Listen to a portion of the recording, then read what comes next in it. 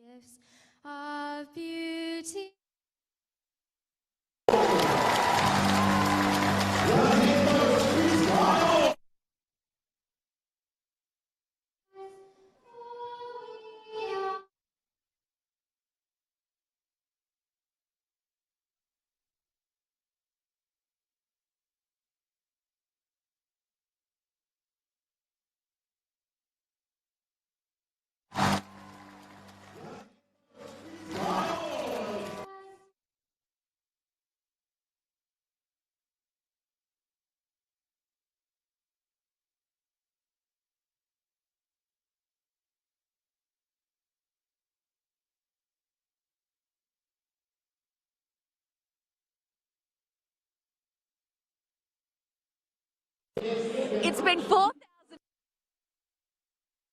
It's been 4,045 days since the Boomers won their Orange.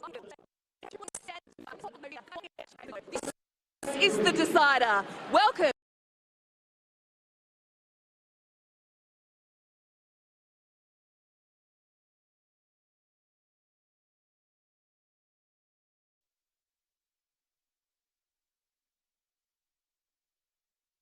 It's been four.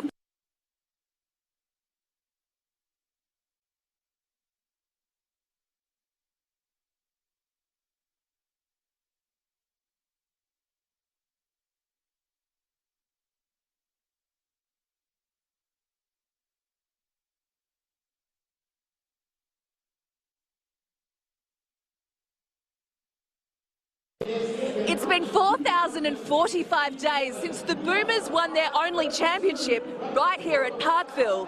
Today they get the chance to replicate that feat. But the Perth Lynx stand in their way, and this court holds no fear, for they won here just 7 days ago. This is the decider. Welcome to Game 3 of the WNBL Grand Final Series. High-scoring, free-flowing opening quarter of basketball. We can see clearly the coaches have made some adjustments from game 1. 13th lead change in the game. Momentum with the red team. They need to keep moving, Melbourne Boomers. 6 seconds on the clock. Perth no timeouts. 3-point game. They get it in the hands of Mabry. On the buzzer. Hand on it on the way through. Is there a foul call? There is. 3 foul shots coming up. Mabry at the line. She hits the first. She makes the second. Any miss will end the game. It's short. Boomers win. We're going to Game 3 with a deciding game to come Saturday back in Melbourne.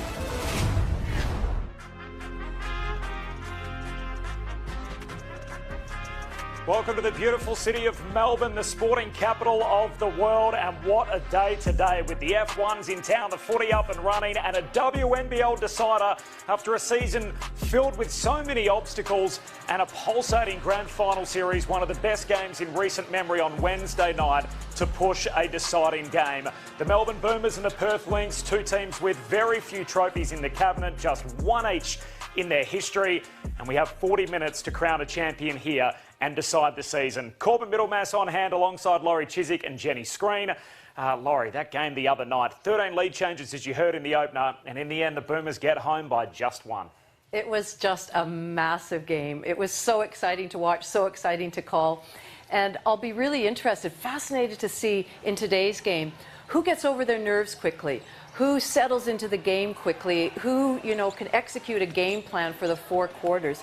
I think if we're, going to be anything like Game 2, buckle up because we're in for a great ride, Screeny. I know, exactly. And you have a look at some of the highlights that we get to see and relive yet again. There were some big buckets, big-time plays by big-time players when it was needed. Ezzy was great down the stretch, and that shot gives me goosebumps, ladies and gentlemen, when I see it on the replay. For Kayla George to step up like she did, 22 points in that game, such a difference to Game 1. And then we cannot forget that last shot that Mabry took where she got fouled on the 3-point play to take the game, and Corey, you'd better take us through us right now for us. Yeah, I mean, that was the foul that was called. The Boomers couldn't believe it. She goes to the line and the opportunity to try and make 3. In the end, hits the first 2, and they never looked like missing. And then when she gets the opportunity with the chance to push overtime, it fell agonisingly short. And ultimately, that's how the game ended. The Melbourne Boomers make it home by 1. Laurie, you brought these numbers to the party. What do they tell you? Well, often when you have a really close game, you go back to the stat line and you go, oh, actually, Perth, they out-rebound, they outscore, you have a look at them. But the stat line to me just was so indicative of that score line. Very close. In fact, both teams took 70 shots each when it came down to the end of the game. So to me, it's a really telling factor that, yes, the stats do reflect the closeness of that game. And it was a brilliant game. I think one of the best we've ever seen for a grand final Game 2 series. The only thing the Perth probably have to rectify, they've been great from the three-point line all season. They were 29% for that second game, so watch for them to shoot the lights out in this one. You mentioned Kayla George. The big numbers put up, though, by Marina Mabry and Lindsay Allen. So here's Lindsay Allen first, who had 29 points. 19 of them came in the first half. Oh, she was sensational, and she was the game MVP. She really kept the Boomers, kept the scoreboard ticking over for them. And she was just so smart in her decision-making, what she was doing and how she was creating for herself and her teammates. This shot at halftime, as the buzzer bent, was such a momentum swinger for the Boomers going into that halftime. I thought she was sensational. She had those points, but it was the way she was scoring, and equally her defense I thought was exceptional at times. So the ability to play at both ends of the court was absolutely superb. And this is Marina Mabry. She's really the only player that's put up big numbers across both games offensively. She had 20 in Game 1, 30 in Game 2. So if things go Perth's way today, she may well and truly be in the mix for the Rachel Spawn medal, but we got a lot of basketball ahead of us before we get to that point. The Boomers and the Lynx are on the way to decide the championship. Megan Huswaite is the 4th member of our team. She is courtside. She looks ageless, but I'm told celebrated a birthday yesterday, so happy birthday to you, Megan. It's great to have you with us.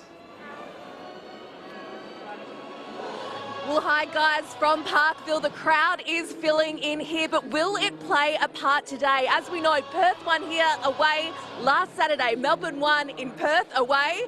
Today, Game 3 is on the line. Plenty of Boomers fans in the house. As we know, there's a sprinkling of Perth Lynx family and friends around the stadium as well. And there is a contingent here from Ballarat supporting the Lynx. We know that Perth were based in Ballarat for 44 days at the start of the season. It's the regional Victorian town they called home. Ballarat got behind Perth then. They're getting behind them here today. It's nearly ready for Game 3.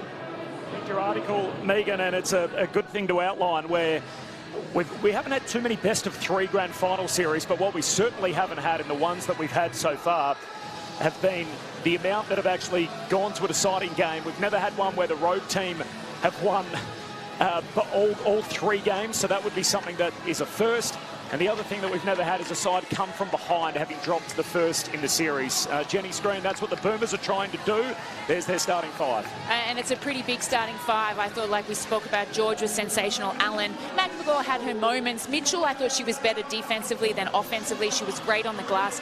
Tess had 0 points, but let's not forget how good she was, I think, against Jackie Young, holding her to just 12 points. She was 5 of 20 from the field, was Jackie, so credit to their Tess Madgen. Bench points, though, pretty quiet.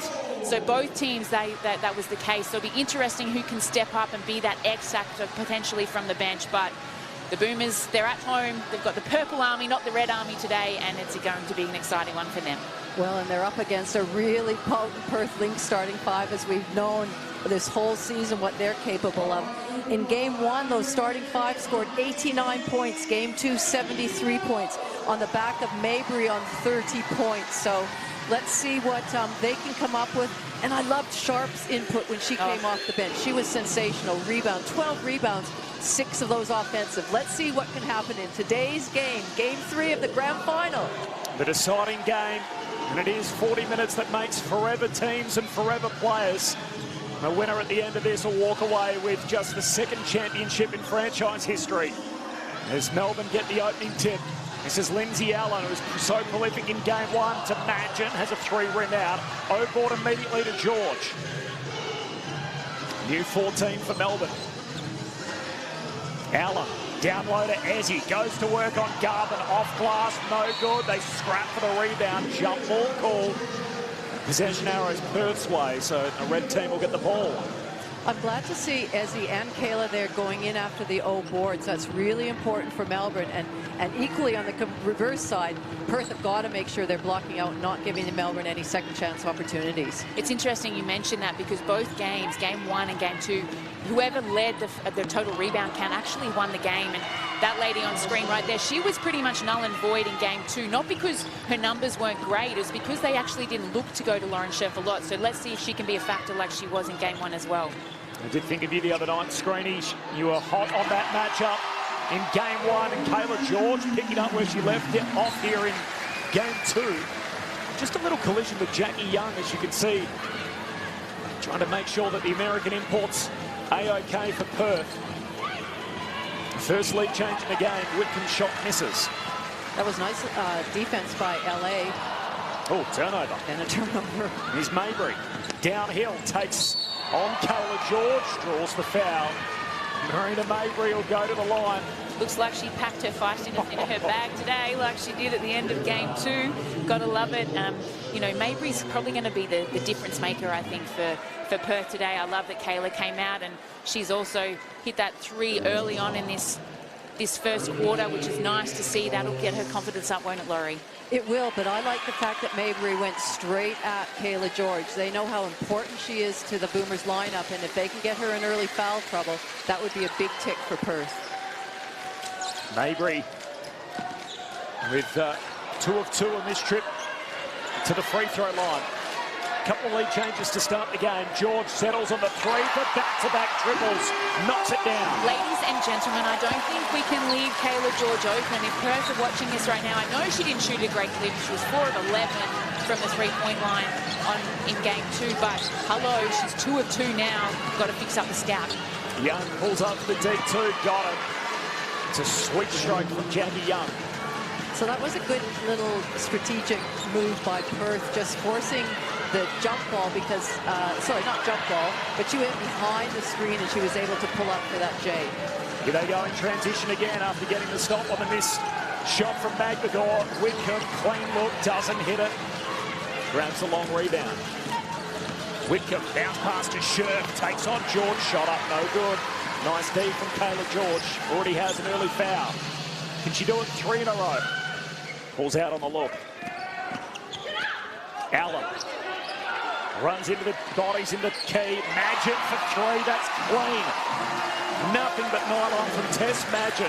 Her first point since game 1. My lordy lord, of the 6 shots, the 3 that they've made have been from the three-point line. They are making it rain right now from deep are the Melbourne Boomers. And nice to see Tess Magid hit the scoreboard early in the first quarter. Whitcomb shoots another 3. Wow. That's good. Over Ezzy's hand, thank you very much. What a great display of three-point shooting by both teams. 9 apiece, hot start. And this is certainly more of game 2 than more of game 1 from what we've seen through the opening 3 minutes. Magid to George, already with 2 mates from deep. Final 4 seconds on the shot clock. George for a third 3, misses the rim. An air ball as it ends up over the baseline. Perth ball 9 apiece. And those pick and rolls with Kayla George and LA in it, especially LA coming on off, because she was such a great threat and had 29 points in game 2, they have to respect her and play to her, which means the bigs are going to come across and help. Kayla can stretch it and pop to the three-point line and do what she's good at. Obviously not that last one, but be able to drain it from the 3. Young pulls up off the dribble again, knocks it down. You see the re-screening and getting that screening action lower and lower so that as Tess Magid goes under, she's able to still prop it up. Perth back in front. Tiff Mitchell inside the keyway. Bangs it down for 2 back the other way. Basket for basket at the moment. As we saw down the stretch in Perth on Wednesday night. Scherf, loose handle. Regathers. Swings it up top.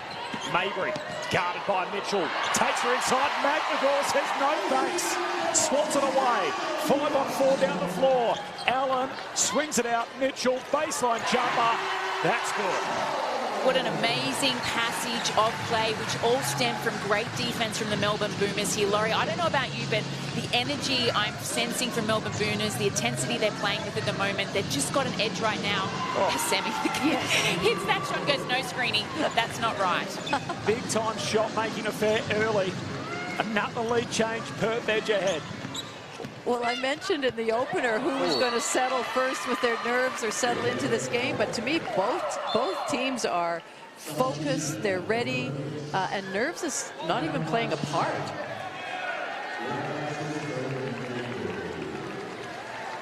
Wonder how Coach Guy Malloy is feeling. We can see him in the background there, pacing the sideline.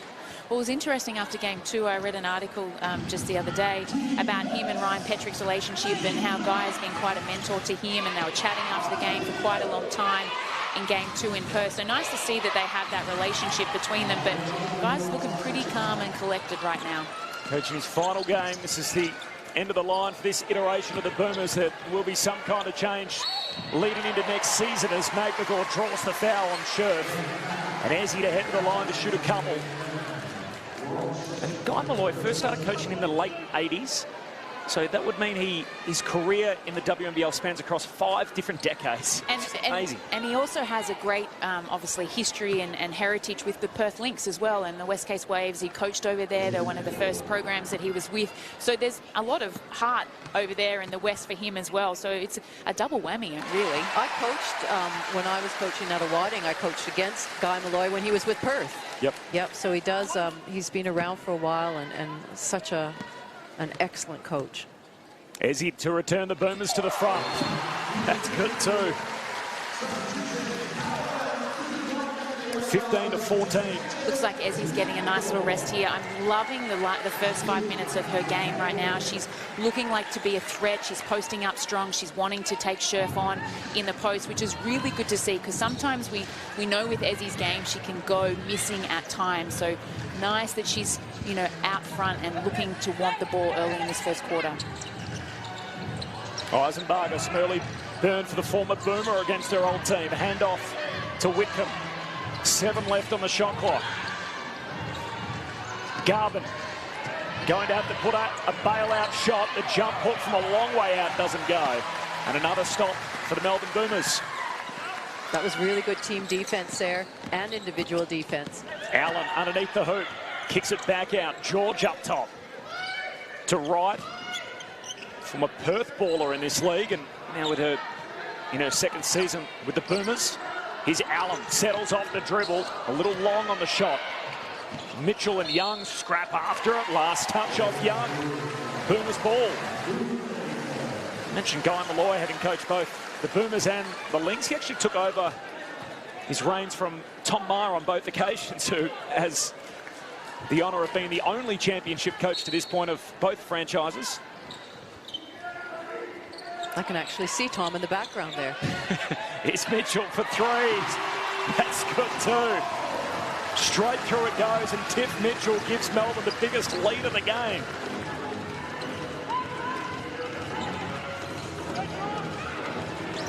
Four points the Boomers' way. Whitcomb throws it away.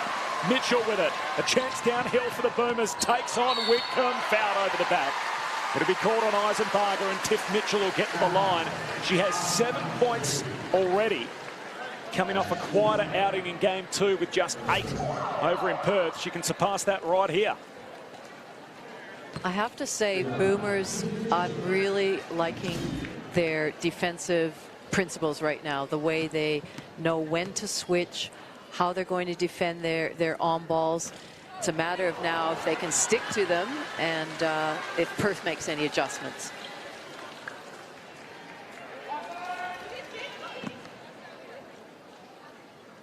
First shot misses.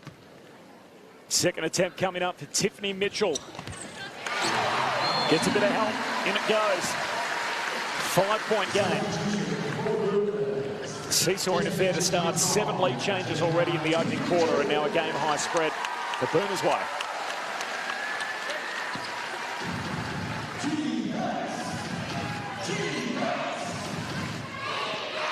Jackie Young, 12 on Wednesday night. Only 2 coming in the second half. Gets the Mismatch here on George. Takes her to the basket. Shot misses. Garvin scrapping for the O-board. Wrestles it with Madgen, and Madgen just picks it from her. Takes it by force. Or Allen on the quarterback pass throws it away over the baseline. Just a little bit too much on that one. Perth Lynx won a title in their 5th season in the competition. They were then the Perth Breakers.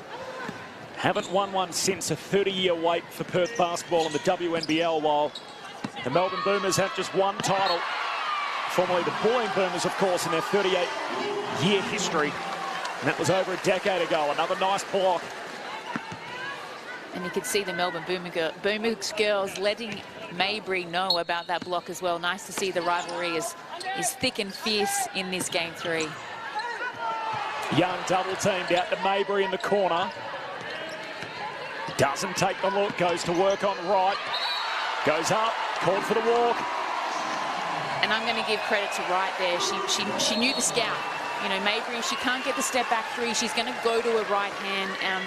Izzy Wright was able to sit on that right hand a little bit, force it back to her left, where Maybury is comfortable but not as comfortable, and able to force that turnover.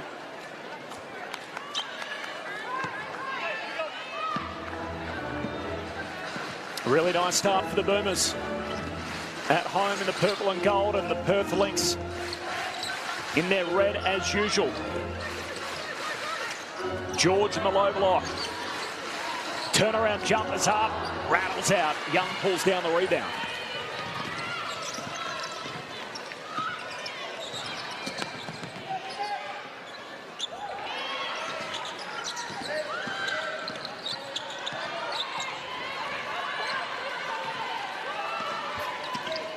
Five-point game. Young again for a third mate. Rims out. Perth recover the ball. Shot up, no good. George the rebound.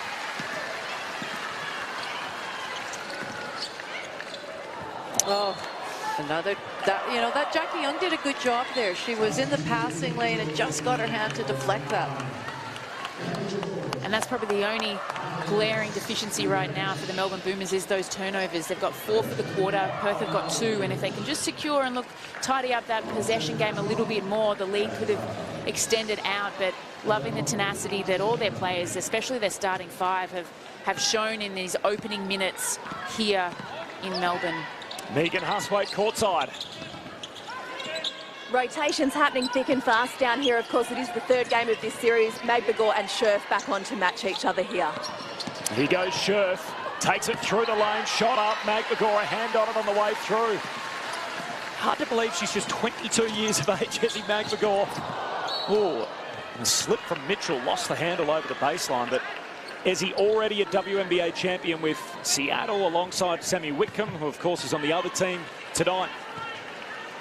It feels like we're going to be talking about Ezzy in Australian basketball for the next decade plus. Well, yeah, we've been talking about her for a couple of years now, and you know, she was always compared to Lauren Jackson, the next Lauren Jackson, the next Liz Cambage, but I've always highlighted that she's just the next Ezzy. Let her be what Ezzy wants to be, and it's nice to know, and it's great for Australian basketball that at the ripe old age of 22, that she's going to be potentially wearing the green and gold for many, many years to come.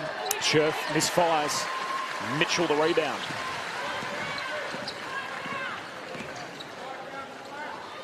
Five-point game. Both teams shot it, and a remarkable clip out of the gates. And just a few misses on both ends of the floor in the last few sets. Magbegor swings it back out to Madgen. 4 left on the shot clock. Chipotoni guards her. High arcing 3. Can't land it. Great defense by Perth, and that started with Scherf containing and taking away a drive from Ezzy, or from Ernst. Scherf goes to work. Left-handed shot up. No good. And Carly Ernst.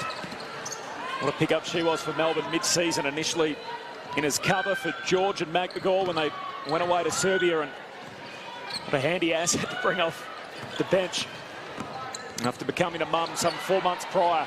Shot up from Magbegor, finishes over Scherf. It's a 7-point game. That was Tess Madgen, just sort of testing the waters where the defense was going to go, in a really strong roll by Ezzy. We can see here Perth are Jackie Young's just setting up for the last shot of the quarter. Now she says, let's run. Pulls up off the dribble, banks it. 2 seconds on the clock. Mabry steals it, shot up, not in time. They get the basket from Young, though, to cut it to a 2-possession game at the end of quarter number 1. It is the Boomers 21, the Lynx 16, game 3. With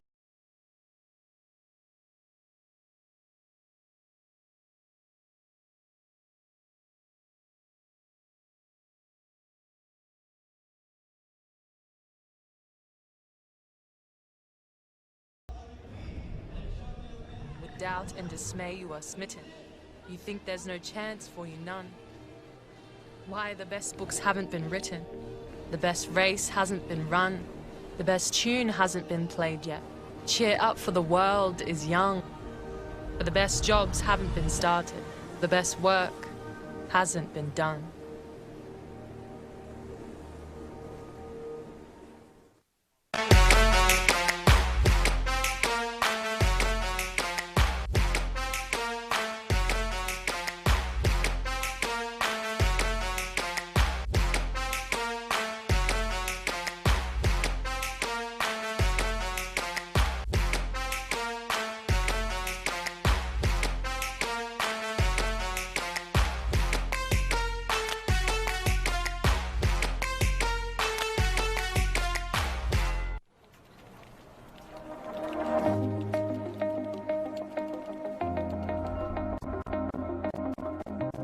Is there a right moment for your next career step?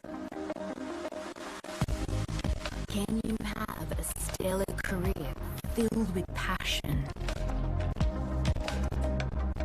Yes, but it all starts with you. Get experience, connected and ready with mid-year entry at the University of Canberra. Boomers take quarter number 1, 21-16. They lead the Perth Lynx game 3 of the WNBL Grand Final Series. The winner takes all at the end of the 40 minutes. What do we witness in that opening quarter? Jenny Screen and Laurie Chiswick. Well, I think that, I look across the scores for both teams and there's contributions, by various players. It's not one person doing the whole thing. It's sort of by committee right now for both teams. Megan Huswaite is courtside. Megan. I was in the Melbourne huddle at quarter time. Guy Malloy really happy with the Boomers start. He said it's not going to be a perfect game, but that's the kind of first quarter we were after. They want to clean up a couple of turnovers, focus on defensive transition and try and extend that lead in this second term. And Guy's right, finals normally aren't perfect. They're pretty ugly, to be honest. And I love the way that both teams came out to start the game, especially Tiff Mitchell, who was quiet in game 2. But for Perth right now, they're 6 of 20. 30%, 4 of 17 they are from 2, whereas the glaring difference, obviously the shooting percentage for Melbourne Boomers, 50%, 7 of 14, and half of those, and even more than half, have come from the three-point line, 4 of 8 in that first quarter.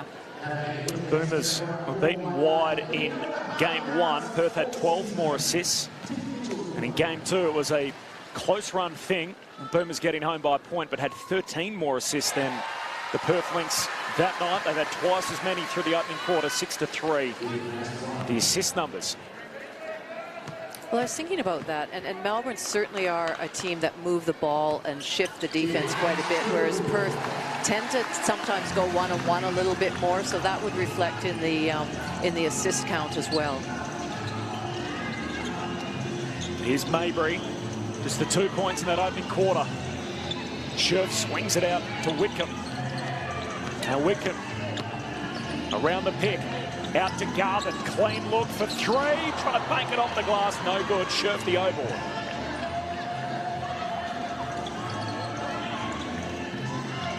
Whitcomb reloads, the left hand, dumps it to Scherf, pulls up to the foul line, it's long. It's not quite that connection that there was in game 1 between Scherf and the guards, the way she's rolling and getting the ball. Mitchell off the dribble, in attack mode, trying to make her way to the bucket, lost the handle. And Mabry scrapping for it, jump ball called. Mabry was looking for a foul, she doesn't get it. Looks a bit frustrated, Marina Mabry. She's 0 of 3 to start the game. Missed that deciding foul shot at the end of game 2, and then got a little bit of contact from Tess Madgen thereafter as well. And you've got to think those foul shots, she probably makes 1,000 of them a week or even more. And she would probably make that if you're a betting person. You put money on her to make that. But as soon as it left her hand, that third shot, you saw her tighten up and miss. And I would not want to be in that position. But I'm glad that we're here in game 3. Shot a game high 30, had 13 in the last quarter alone. Try and will the Lynx to a second championship. Down 7 with work to do. Garvin shakes Madgen, finds her way to the rack. Just a nice little up fake, got Madgen in the air, and a lovely step through. George returns the favour. Over the hand to Garvin.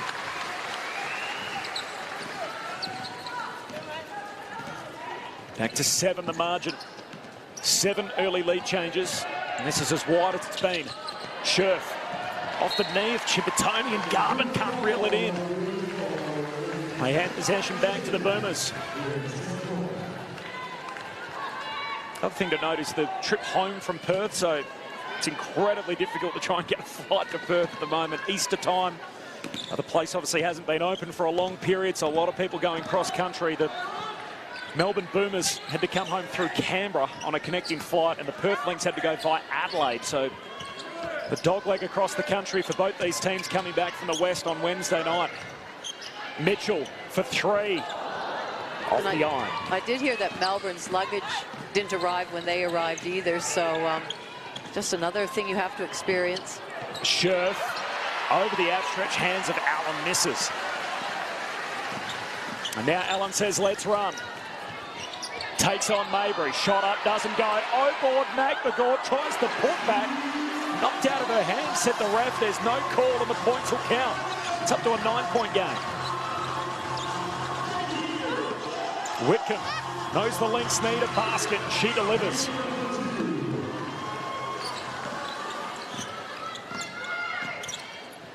Big moment here early in the second.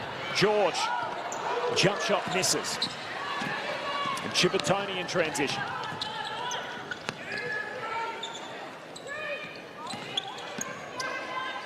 Mabry swings it to Scherf. Backs her way in on Kayla George. Off glass for 2. Tough shot there for Lauren Scherf. They did a nice little X out there on the pick and roll. It was with Ezzy, and then you saw Kayla come drop down and fill the spot on the rotation of that. And Scherf just made a better shot over the great hand of Kayla George. McMagor says, I was put on myself. No other option, no passing options. I'm just going to turn and shoot it. Great shot by Ezzy. And that's what you want her to do. That's what we need her to do. Kayla, and because Kayla's being able to drain the shots from out in deep, it makes the defense have to stretch the floor, which opens it up the keyway for Ezzy as well. So nice to see her taking those opportunities.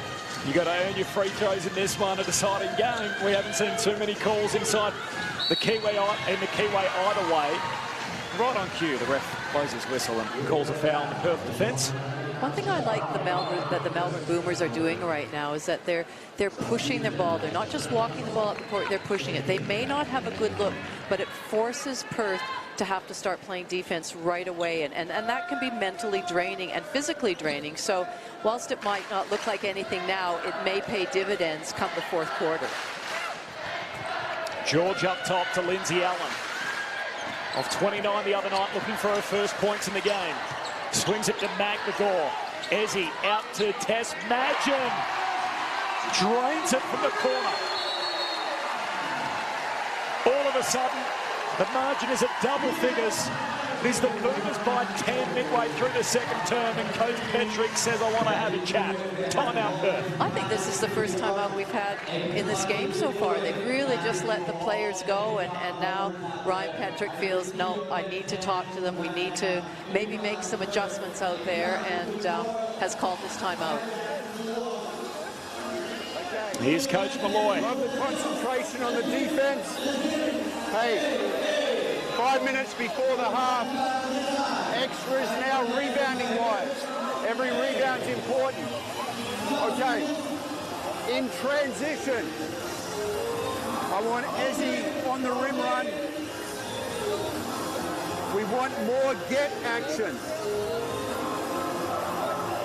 Give it and get deep.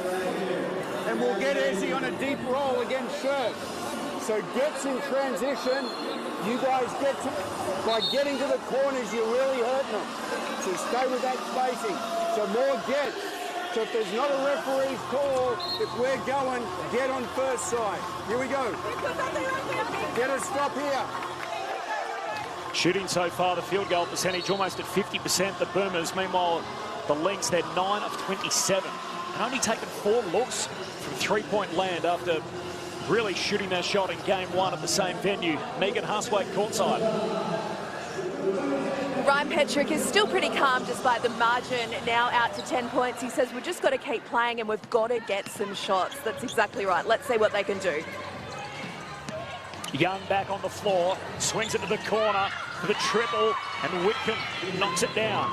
That's a nice way to come out of the timeout. Get deep on penetration, collapse the D, kick out to your stud in Sammy Whitcomb, who can drain it from anywhere. Oh, Ezzy hits the hardwood. Tangle underneath the bucket, and a foul call on Darcy Garvin. Are you surprised they've only taken, well, now 5 looks from three-point land? I think in game 1, their focus that first quarter was inside to Scherf, who rolled so brilliantly, and then when defense started collapsing, then she was kicking it outside. See the foul called on the Lynx. 7-point game. McGregor down low. He's been good early. Works her way to the basket off the window. I think that was a little zone action there, screening. It was, actually, yeah. A little bit of a zone there that we saw throw around. It's nice to see Melbourne Boomers just stay composed, get some ball movement, and you can see Ezzy McGregor is a target for the Boomers in game 3. Young. Some contact from Madge, and she'll head to the foul line.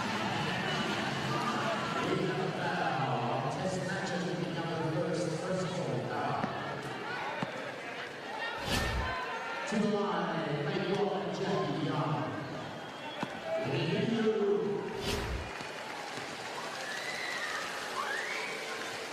WNBA rep with Las Vegas Aces. Also played in a NCAA title-winning team with Marina Mabrey, her Lynx teammate, playing for Notre Dame. She's 1 of 2 on this trip. Back to 8 points the margin. You see that pushing the ball again ahead quickly, then bring it back out. Imagine from one corner to the other. Pulls up. Got it. And why not? She's feeling it. She was great in the first quarter from deep, and just continuing right now in the second quarter with another 3 to test Madgen's name. Madgen up to 9. Didn't have a single point on Wednesday night over in Perth. Leads all scorers for the Boomers. McGregor awake to the pass, forces the turnover. 4 on 4. Allen retreats out. Ezzy up top to Mitchell, back to Ezzy from the elbow, gets the shooter's roll, and everything's going the Boomers' way. They're out to a new game high. It is 13 the margin. And a much-needed timeout, because it's not about getting shots, it's about getting stops for the Perth Lynx, indeed. I mean, Ezzy, you can probably forgive her and allow her to shoot the 3, but to let us come into that 15-foot range, Scherf's just too deep. She's got to make an adjustment and come out of the keyway a little bit more and challenge that shot. That's 2 now that Ezzy has hit from that range. We'll get a chance to listen to Coach Ryan Petrick as well. Hey, from going forward here, on a walk-up, I want to be in X-chase. Again, that first action is a real action. They overplay it to backdoor layup. If you come off it, it's a scoring opportunity. Don't just come off it and throw it back to Jack. What was the point of that? So again, I want to try and play that action first, that action second. This first trip out, but I want to be in Celtic. Stack Celtic, Jack in the 1. Defensively, hey, we're going to find a way to get some stops and run-outs here now. It's just effort. Let's go. Sounds familiar from Ryan Petrick. Comments from Jenny Screen moments ago. 13 the margin after 7 early lead changes in this game. Well, I was wondering when, again, when I was reflecting on the game, if they would make many adjustments. And I thought, now for Perth, is Ryan Patrick going to think, well, we didn't shoot the ball particularly well in game 2. Let's keep the same defensive strategy and know that we can just outscore them. Clearly, it's not quite working right now. In order to do that, you've got to make sure you find the nylon in the bottom of the net. And right now, it's not really working for them. You can see inside target and presence is what Perth are looking for. But Sammy's the only one right now shining lighter, as well as Young. 14 points for Whitcomb. She is 4 of 5 from deep and keeping her girls in this game. She had 14 in game 2. A series best, and already with 14 here. As Jenny mentioned, Sammy Whitcomb keeping the Lynx in it. George settles on the 3-point line. It's long. And a tangle underneath the basket. Mitchell will be called for the foul. And that's the thing with this Perth outfit, is that they have got such potent scores. They do. And if they get into any sort of run and gun type situation, then they feel really comfortable in that. And they can change the score line in a snap. Whitcomb trying to get the handoff. She's long been the heartbeat of this Lynx team. To Young, their star import, pulls up off the dribble, left it short. Mitchell, a rebound. I don't mind that switching action with Young and switching a big like Ezzy or even Mitchell or Kayla George with the length onto the like of Young, because it actually challenges the shot a lot better. And one to come. Count them. And she's like, pick me up, please, pick me up. A 3 in the corner and 1 to come at the line for Lindsay Allen, a big-time hit.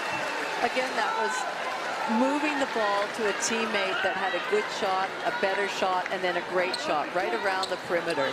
And that's the difference, I think, for the Melbourne Boomers. And it's a nice way to put your first points on the board. Is a 4-point play for Miss LA. Had 19 in the first half the other night. Her first points here, and it is the 4-point play. 14 the spread. Now high water mark continues to rise. Whitcomb through traffic draws the foul.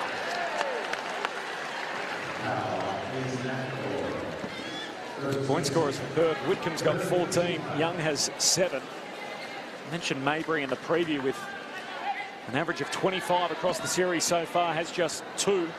And they both came at the free throw line. Whitcomb to Garvin. Down low for Sharp. Foul from McGraw. Foul shots coming up for Alex Sharp. As I mentioned in game 2, Sharpie was so good coming in off the bench, and the energy she brought. She got the crowd so involved when I think on one possession she got 3 boards. She's such a hard worker. And not in the bonus, so my bad on that. Inbounds here for Perth. Chibatoni, turnaround Jay, that's in. Megan Huswaite courtside. Well, Alex Sharp had the Perth crowd going, as you said, Laurie, on Wednesday night. It's Ezzy Magbagor right now here at the Boombox. She just came off with a sub to the rousing applause of the Boomers fans. Sharp for 3, no good. Magbagor with 12 in the game. Allen off the dribble, through the lane. Davidson lost the handle. Last touch off the Boomers big, and Perth will get it back. Bit of an arm wrestle right now between both these teams. Whitcomb leads all scorers with 14. Misfires here. Mitchell floats through to grab the board.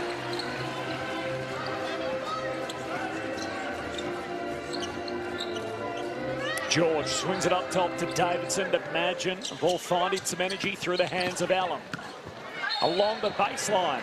Foul call, just pushed into the advertising hoardings, and the snappers next to the stanchion. It was the right idea by Young to force her baseline, and underneath the basket, she just went a little bit too far. And he paused for Tess Madgen.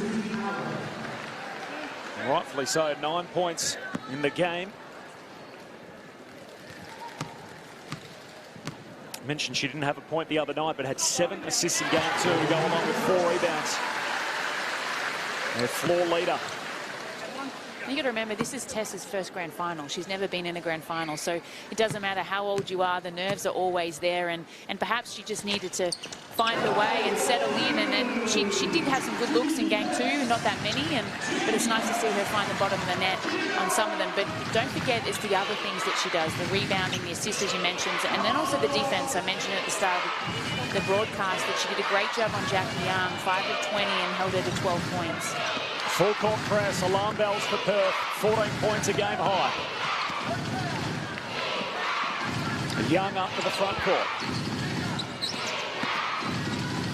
Draws the double team, shot up off the iron, no good. Garvin recovers it, throws it away. Kayla George just did a really good job in there protecting the rim and changing the shot.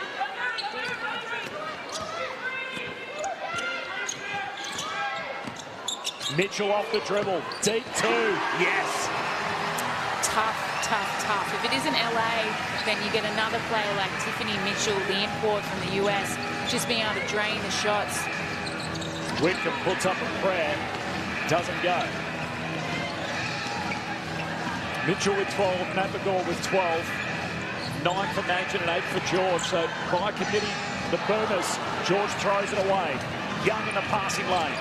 Downhill, through the hands of George. He puts it up and he's fouled. Jackie Young to head to the free throw line. Margin at 16. That's Kayla's second foul. No player in the game with more than 2.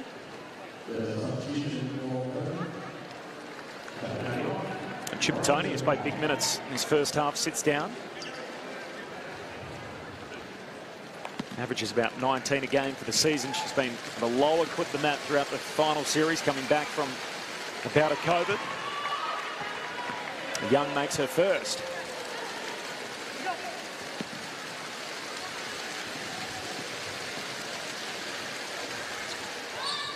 Two from 2.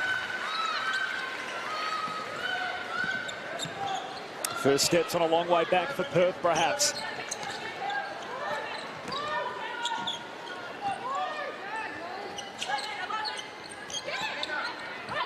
George calling the shots. Up top, the handoff to Allen. 6 left on the red numbers. Guarded by Whitcomb. Moves inside the lane. Turnaround jumper. Stop it. Yikes. Lindsay Allen. As soon as her scoring has started, they haven't been able to stop it. Seconds ticking down on this first half. The half-court prayer from Young is off target. And the Melbourne Boomers, what a start in this deciding game 3. A 16-point buffer, 49-33. The Melbourne Boomers leading the Perth Lynx. Megan Huswaite courtside. And with Sammy Whitcomb, Sammy, you're pacing Perth at the moment. You've got a bit of work to do in the second half. How do you wind it back in? We have to play defense, we have to get stops, and then I think take better shots offensively, maybe not quite as rushed at the moment, but it starts with stops. We can't give up 50 points. Can you get Marina Mabry into the game? Yeah, absolutely. I think she's a big game player, so I think she'll do that naturally on her own. We got to help her out by getting good looks, but ultimately we can't win in this game if we don't play defense. Thanks so much for your time. Thank you. Sammy Whitcomb there with 14 in that first half. They only scored 71 in game 1, Melbourne, and 76 in game 2. They've got 49 to half-time. Megan Huswaite. Tess Madgen, a perfect start for the Boomers. Could it be going any better for you guys at the moment? Yeah, I mean, we made the adjustments. We knew that it wouldn't be a repeat of game 2, so we, made a few adjustments yesterday, and we've executed pretty well in the first half. Is there a plan to go to Ezzy today? She is shining in game 3. It puts a smile on our faces. Yeah, it really does. I mean, we did want her to run the floor a bit harder and, get some easy baskets for us, and she's just backing herself, which is awesome to see. Thank you for your time, Tess. Good luck in the second half. Thank you. Tess Madgen with 9 points. And there are the key numbers to half-time. 49-33, 16 the spread. It's been an entertaining contest, Laurie, hasn't it? The first two opening quarters have been sensational displays of women's basketball. I mean, the deficit is what it is, 49-33, but I just have this inkling that, you know, the Lynx have the scoring potential and power to just come out, and if they can do what Sammy said, get some stops, get some running on into their offense, it's only going to claw back the deficit that we're seeing right now. They couldn't miss early, the Melbourne Boomers. The Perth matched them shot for shot and really started to pull away towards the back end of that first quarter, and they were able to put some serious space on the scoreboard, Laurie, in that second term. Well, I just felt that the shot selection that Melbourne had, and they weren't rushed, they weren't really contested shots, was the reason that they got some good looks in there. And as both Sammy Whitcomb and Ryan Petrick alluded to, that you need to come up with stops. So you need to make sure that Melbourne aren't getting contested shots, that they don't be able to move the ball so freely. So I think they need to be a little bit more disruptive. And they have to count on the fact, Perth, that they are good shooters. They are the best offensive team in the competition for a reason. So they've got to back themselves when it comes to their shot selection as well. I think that last play of the second term for the Melbourne Boomers pretty much highlighted how good they've been for this half. That ball movement, they had some flex action, they got it to a good person and a great shot to end out the quarter, and I think that's why you see them with 49 points to their name. Maybury with just 2 points in that first half. The five starters have all 49 points for the Boomers. They lead it wide by 16 at halftime. It feels like the type of season and the type of series that may have another twist in it yet. Second half action not far.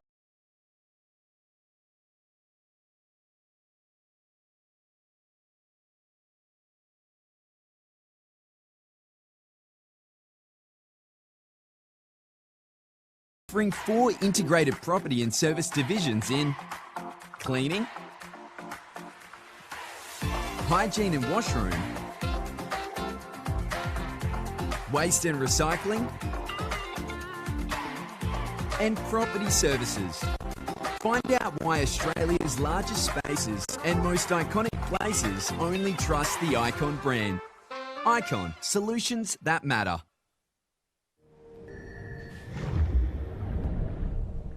With doubt and dismay you are smitten.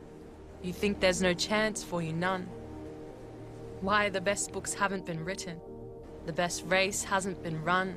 The best tune hasn't been played yet. Cheer up, for the world is young. But the best jobs haven't been started. The best work hasn't been done.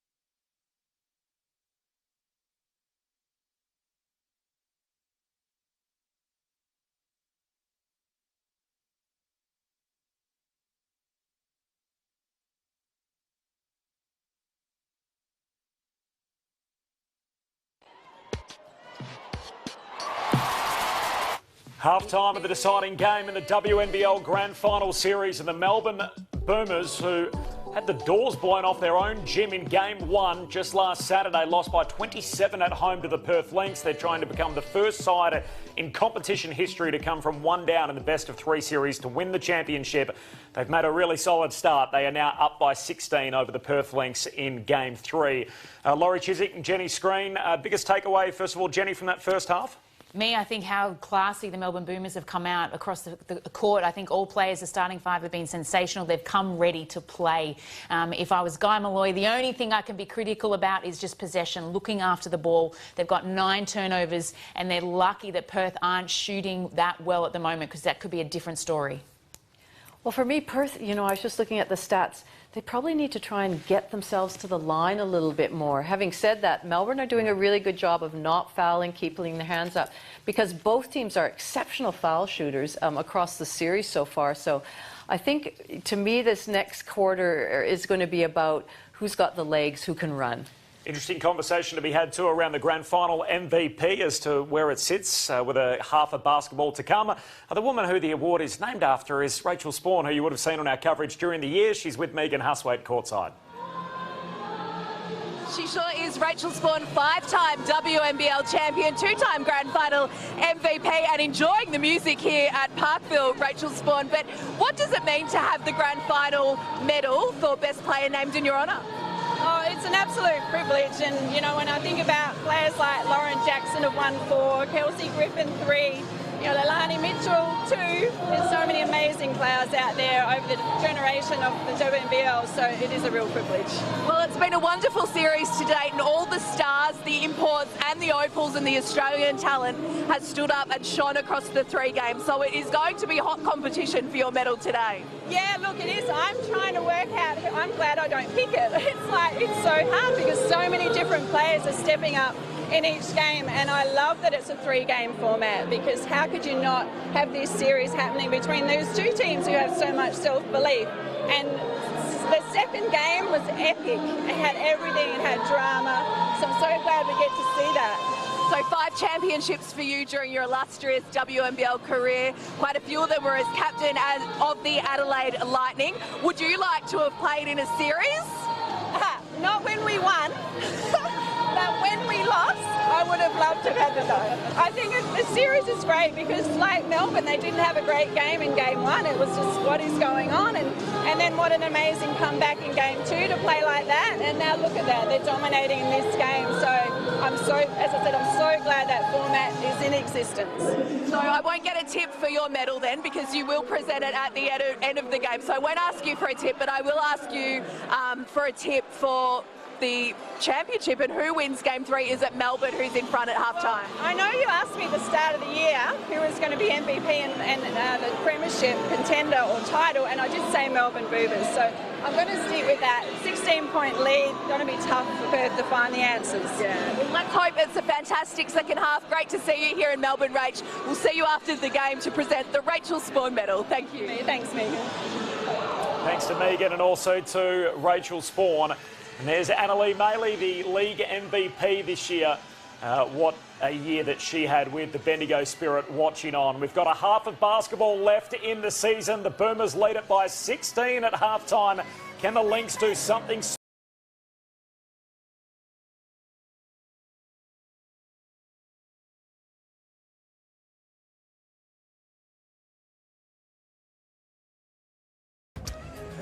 We're thinking of grabbing a bite tonight. Any new places close by? Well, actually...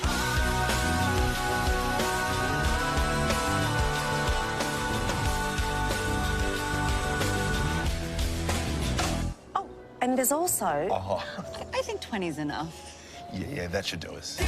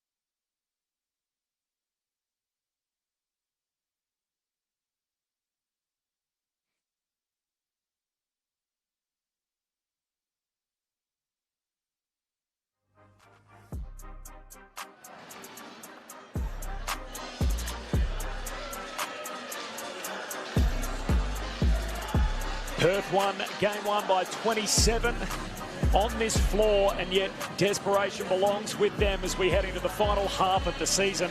Game 3, the deciding game in the grand final series, and it's the Melbourne Boomers who lead it by 16 points. It's all ahead of us with a half to play in the season. Here we go. This is what they say, the cliche, isn't it? Championships are won in the third quarter, or not, who knows, but we're headed for a great quarter. They're certainly chasing the game. The Lynx playing from behind. Mitchell for the Boomers. Through George, now Madgen to McGregor, foul, and one to come. And the Boomers passed the half-hundred early in the third term, and their lead continues to expand. I think the Boomers' use of McGregor is so much better this game, and to have her involved. And then obviously she needs to finish those things, which she has done as well. But just the positioning, drawing that defender as Tess Madgen did, and then a nice little pocket pass into Ezzy. A new game high, 19 points. Perth with it all to do. Mabry just the 2 points in the first half. Down low to Scherf in the mismatch. Into the corner. Whitcomb misses the three.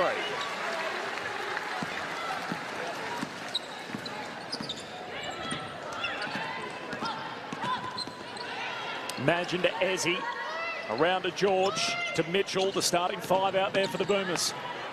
As Mitchell, high off the glass, can't get it to go. Oh, and a travel call.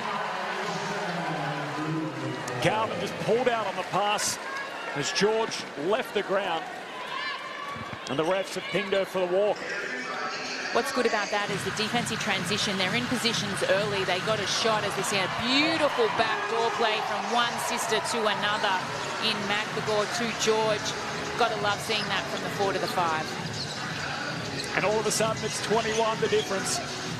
So much on Perth, how they were going to start out of the locker room in the third term. And unfortunately, they're digging a deeper hole. Three-point attempt up from Mabry, it doesn't go.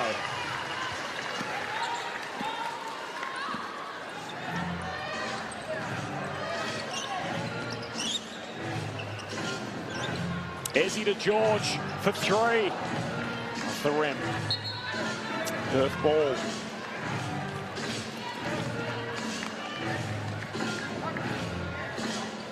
What a year she's had, Mabry. Second in scoring in the competition, almost averaging 20 a game. Averaging 25 in this grand final series, and yet has just 2. 0 mates from the field in the game so far. Young, tough shot, doesn't go. I think the thing about Mabry, which we all, you know, right from that first game we saw when she was in Ballarat playing, it's not only her scores, it's just some of the way she scores, some of the length of her three-point shots and the big-time shots under pressure. You can't leave that woman all alone. She doesn't make them pay on this occasion as Mabry draws the foul. I think one thing that Melbourne learned from game 1 is that you need to close out long and take those shooters off the three-point line. Make them put it to the floor. Make them, you know, get it into the paint and play deep from there, but get them off that three-point line.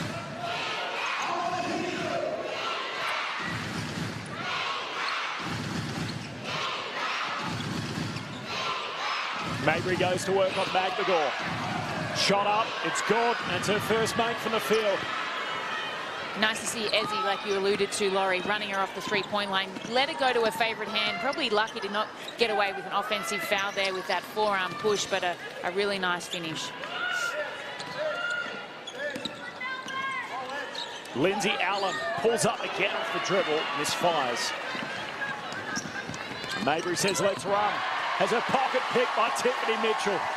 And it's all coming up purple in this game. Madgen, clean look, got it. You got to be really happy for Tess Madgen and how she's playing tonight, and the shots that she is hitting. Timeout called, 22 to spread. It's less than 17 minutes left in the season. The Melbourne Boomers, who got waxed on their home floor last Saturday, couldn't have dreamed to be in this position. Here's Coach Guy Malloy. Now, instead of going straight to second side on the get action, give it to LA if you can.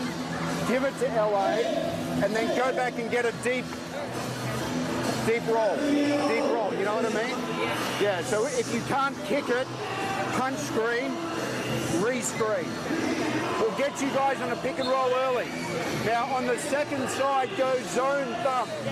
Zone thump. Hey, we're up 8 this quarter. Go hard now. Go hard. Come on. Ooh, was that Guy Malloy showing some emotion there in that timeout? Stop it. Gotta love it, but what he was talking about was their offensive set. He wants to get LA and Ezzy into an early on-ball pick and roll and then a re-screen action because they've been doing well.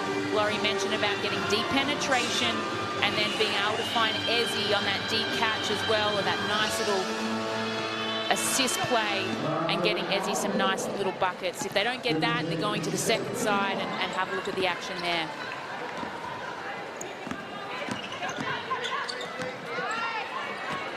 Here's Jackie Young. Draws a foul. We go against Magin. Spoken a bit about Guy Malloy. There's so many subplots with every championship team or really grand final side. You could work through every character on both teams here. And they all have a unique journey to get here. But for Guy Malloy, his coaching experience in the WNBL started in 1989. This is his last game in charge after a 9-year run as the coach of the Boomers. Never tasted championship success, a coach of the Boomers.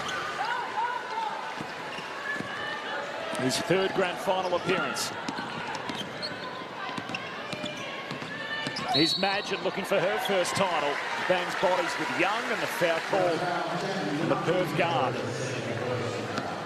So what I like about Tess Magin is that she's not as explosive as, say, you know, Mitchell or that, but she's got high IQ, so she can explore the defense. She can dribble in there and then make a decision off of that.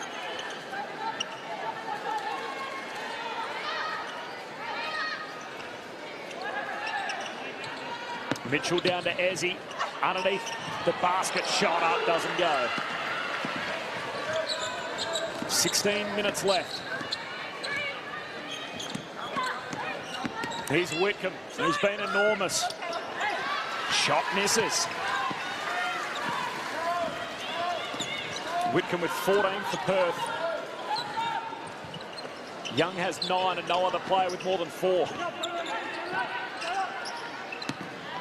Ezzy goes to work on Scherf. Can't finish. Meanwhile, the Boomers have 4 in double digits. Young joins them. She's up to 11. And that's what Perth love to do, push the ball and pull up and see if they can get an early shot in transition. Exactly what they'd be looking for. George with 10 and 9 in the game, so on the precipice of another double-double. As Mitchell fouls Mabry late, trying to come in to steal the rebound.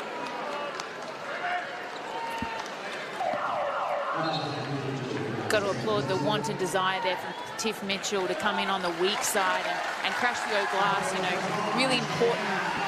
The taller guards come and do that, and although she got called for a foul there and probably a little bit unlucky, they need to continue that. I think whoever wins the boards is going to go a long way to winning this game. Mabry, tough finish.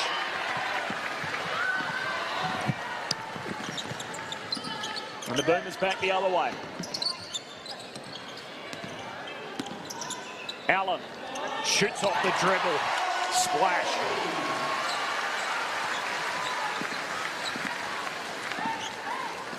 .22 the margin. The Boomers pouring it in. Garvin up top. Scherf for 3.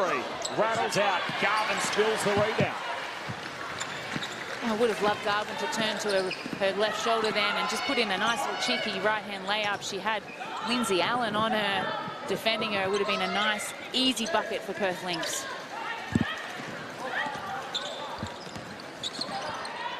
Magin creates some space and then knocks it down in the face of Lauren Scherf. Tess Magin is up to 15 points now, 5 from 7, 71% from the three-point line. Already at 25. Scherf cutting to the basket, misses. It's been that kind of night for the Lynx. Mitchell blows by them and lays it in. This is getting ugly for the Perth Lynx, Corbin. It's not the basketball that we've come to see them play, but you know that they can turn it on at any minute. We know at times the Melbourne Boomers can get into lulls and lapses of just getting comfortable, and right now they're not showing any comfort. They're putting the foot on the throat of the Perth Lynx and making them earn everything. Oh, Mabry can't get rid of it. Throws it away. Allen showing your tail lights, lays it in. They are ruthless, the Melbourne Boomers. And they're 13 minutes away from the second WNBL championship. It is 29 the margin. Time out Perth. Well, I think following game 2, I don't think anybody would have expected this sort of margin. And aren't the fans happy? They've come out in full force today to support the Melbourne Boomers, and they would be thrilled with what they're seeing.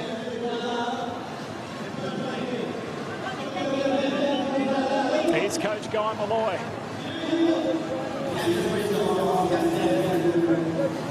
Again, with the errors, as soon as we know it's coming, we have to go for pushing. Go back to 44. 44. Now, I want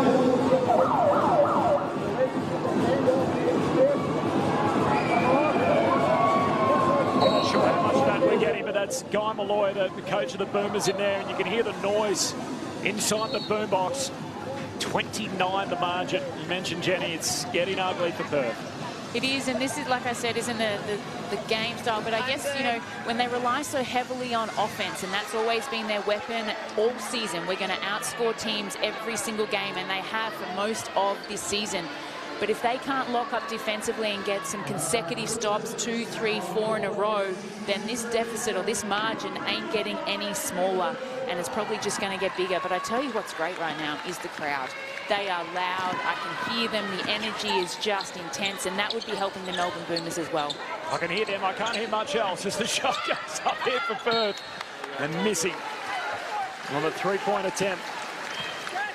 The thing I'm liking about Melbourne is that they are the best defensive team in the competition. They've been holding the most potent offensive team right now to 37 points, as well as putting shots on the scoreboard. And we've got this unbelievable margin. And Gandini with that miss, her first minute since game 1. As Mitchell takes it to the basket, sharps up, swats it away. Get that shot out of here. Megan Huswaite courtside. Kayla George chatting to Carly Ernst and giving some instructions for her in that last timeout. Amazing to think Carly Ernst could be 12 minutes away from a championship. When pre-season began, she was in labour with her first child. I guess that's a good thing about the blowout. We'll get a chance to put a light on each of the championship members and some of the stories behind this Melbourne Boomers run and the journey that they've been on. Still 12 minutes to go before full time. And the margin at 29. Here's Madgen in her first grand final series. Makes her way to the basket, but a foul called on the offense. A charge call on Tess Madgen. Final 2 minutes of the third.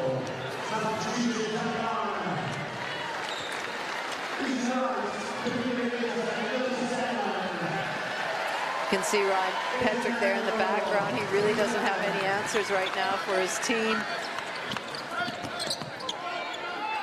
Gandini in the corner for 3. Not quite.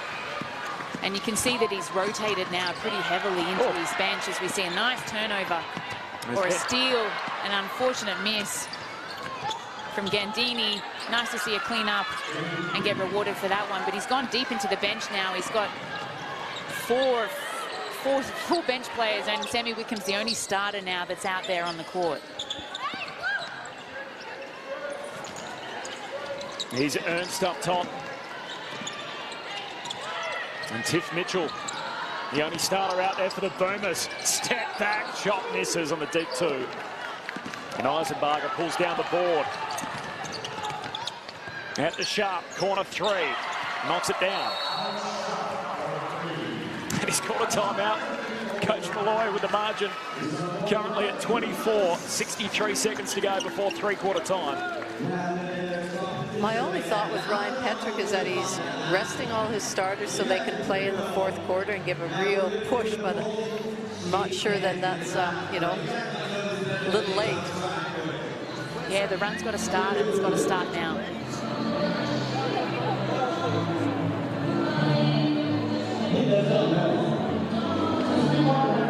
So again, right now, all the on ball. Again, last time out. As soon as you hear switch, make them use it. If we get stuck with a bad matchup, like Ganners, again, we'll scram switch it out. But again, we're going to pass it off. You're going under at Ganners. Again, drive as long as you can.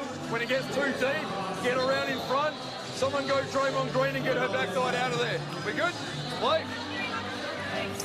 Talked a bit about Mabry. She has 4 points. She's 1 of 6 from the field. And that Nate came in this quarter while Lauren Scherf, her numbers are 2 of 11 from the field. She had a big game in game 1 of the grand final series with a double-double, 14 and 12.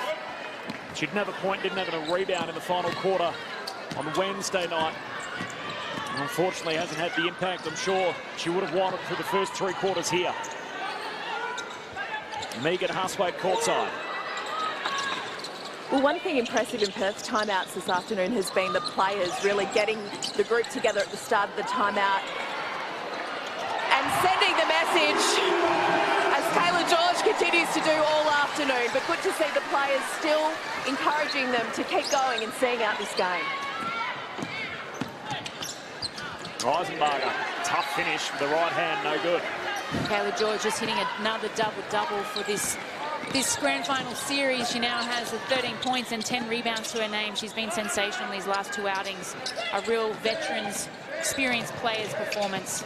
In the conversation, Screeney, for the Rachel Spawn medal? Yeah, it's going to be tough because, you know, no one's really stood out in this game. We've got a nice distribution of scorers. We haven't seen some LA being as potent as she was in game 2, you know. Can we just give it to all of them?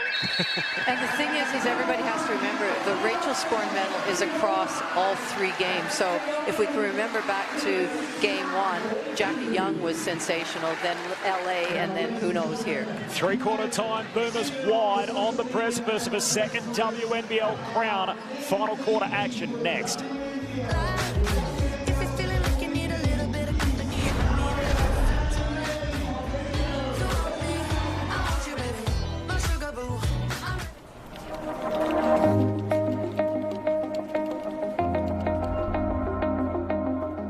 Is there a right moment for your next career step? Can you have a stellar career filled with passion? Yes, but it all starts with you. Get experience, connected and ready with mid-year entry at the University of Canberra.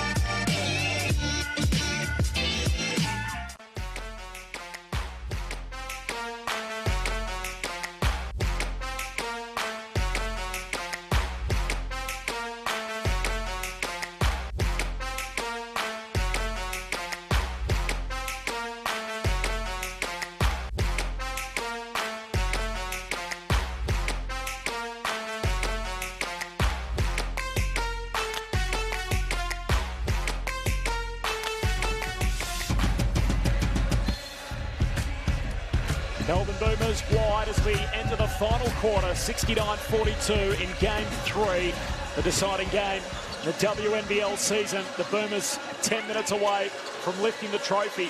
Megan Huswaite is courtside. Megan.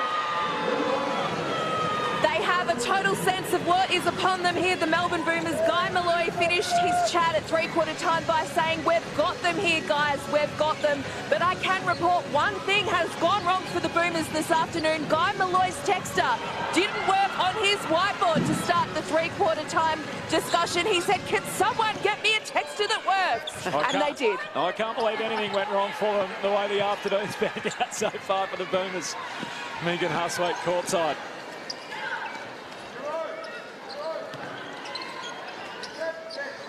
And these other moments in sport, though, where I imagine it would be particularly sweet as someone that's involved, as Kayla George fills it up. Oh, and hasn't she been sweet?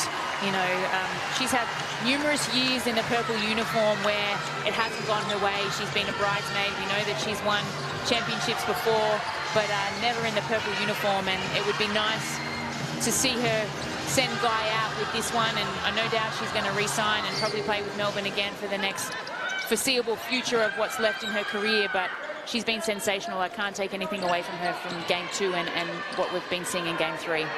Izzy Wright gets involved. Former Perth baller up against her old mob. An attempt at 30 the margin. Kayla George, already a three-time champ, of course, with Townsville, but you can see how much it meant for her to try and win one with Melbourne and this iteration of the Boomers last year under Guy Malloy. Well, if you notice, and I'm not sure she'll do it this time, but the thing I've been impressed with Kayla is that, so when she passes the ball and goes sets the screen, she's sprinting to the screen. Even in the fourth quarter here, she's moving. And so that just shows me where her mindset is in this game and how much this means to her. Magin for three. Too strong. Davidson reels it in. And the real heart and soul players of this Boomers outfit, Penina Davidson. George for three more. No good, and Burrows on the rebound.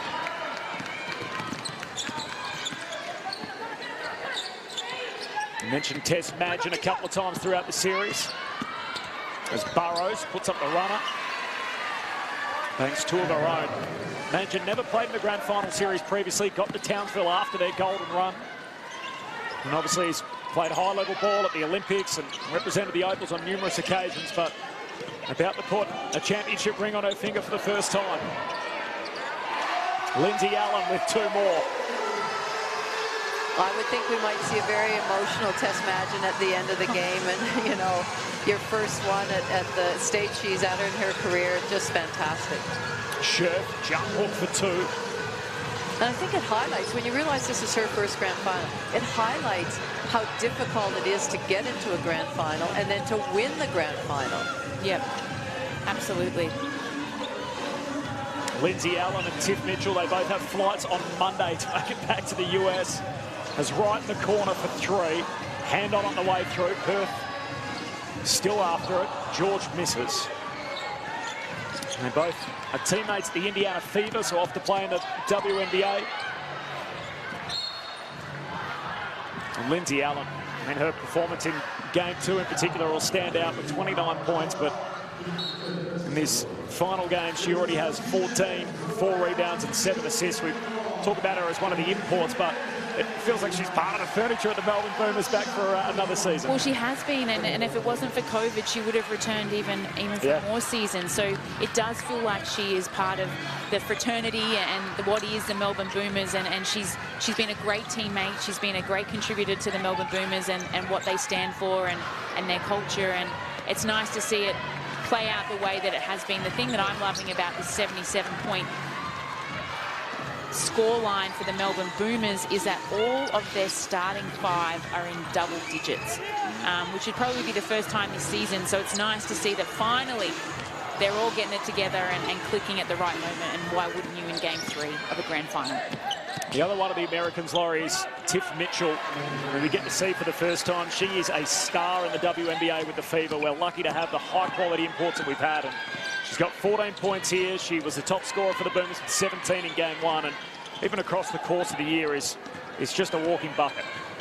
She is so athletic, and what she brings to this team. They needed somebody that could get to the basket and really penetrate deep and make those decisions. And that's Tiff Mitchell and her athleticism. And she's been an integral part of where, you know, some games she doesn't have so many, and then other games she'll have, you know, 20, 25, but she's there around every single game. Margin back to 22 on the back of the Scherf basket, so she's up to 8. Lauren Scherf, she was 2 of 11 at three-quarter time with just 4 points in the game. We'll head inside the huddle here. Here's Coach Guy Malloy. Next play here. Like they're going to switch middle pick and roll. Don't worry about the switch. We don't have to take it on. It'll come out later. It'll come out later. Keep the ball moving. All right. So in this next play, let's go with a one side, get it through, turn it into a re-screen, make them play. Now, what's lacking is we've stopped rebounding. All right, we're taking an okay shot early. We've got to take a great shot late. Now, we've eased off on getting back on the D-trans. What can beat us are early threes. Here we go, come on. I love how Guy Malloy is still coaching. You know, he's talking about, you know, don't let them bring this margin back. Early threes in transition. We've got to get our D-trans happening. Rebounds, you know, early shots. We've got to get rebounds. So, you know, you love that doesn't matter the scoreline, he's still in it. No, you have to, because it's all about the process. It's got to be about the process. You can't have them thinking about holding up that trophy yet. There's still 5 minutes to go in this game. Megan Huswaite courtside. We talk about imports. Jackie Young, #1 WNBA draft pick and Olympic gold medalist. She's had an incredible season, but getting some work on her left knee during that timeout. She has resumed her place on the court in this final term. It's good to see. It's the last thing we want in the final game of the year. We talked about the starting 5 for the Boomers. The one that we haven't really focused on is that woman, Ezzy McMcGaw, only 22 years of age. She's going to be the face of this franchise for a long time, you feel, and not just the Melbourne Boomers, but Australian basketball more broadly.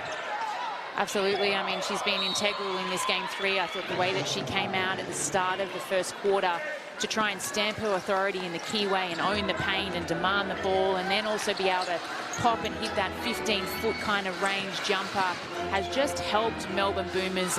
And obviously she was a focal point for them, but yeah, make no mark about it, make no, you know, mention about it. She is going to be an integral part of this, or Melbourne Boomers franchise for years to come. And it'll be interesting to see what Perth Lynx also do next year. They've got a star-studded lineup this year, great imports. Are they going to be able to lure them back to the West Coast in 2023?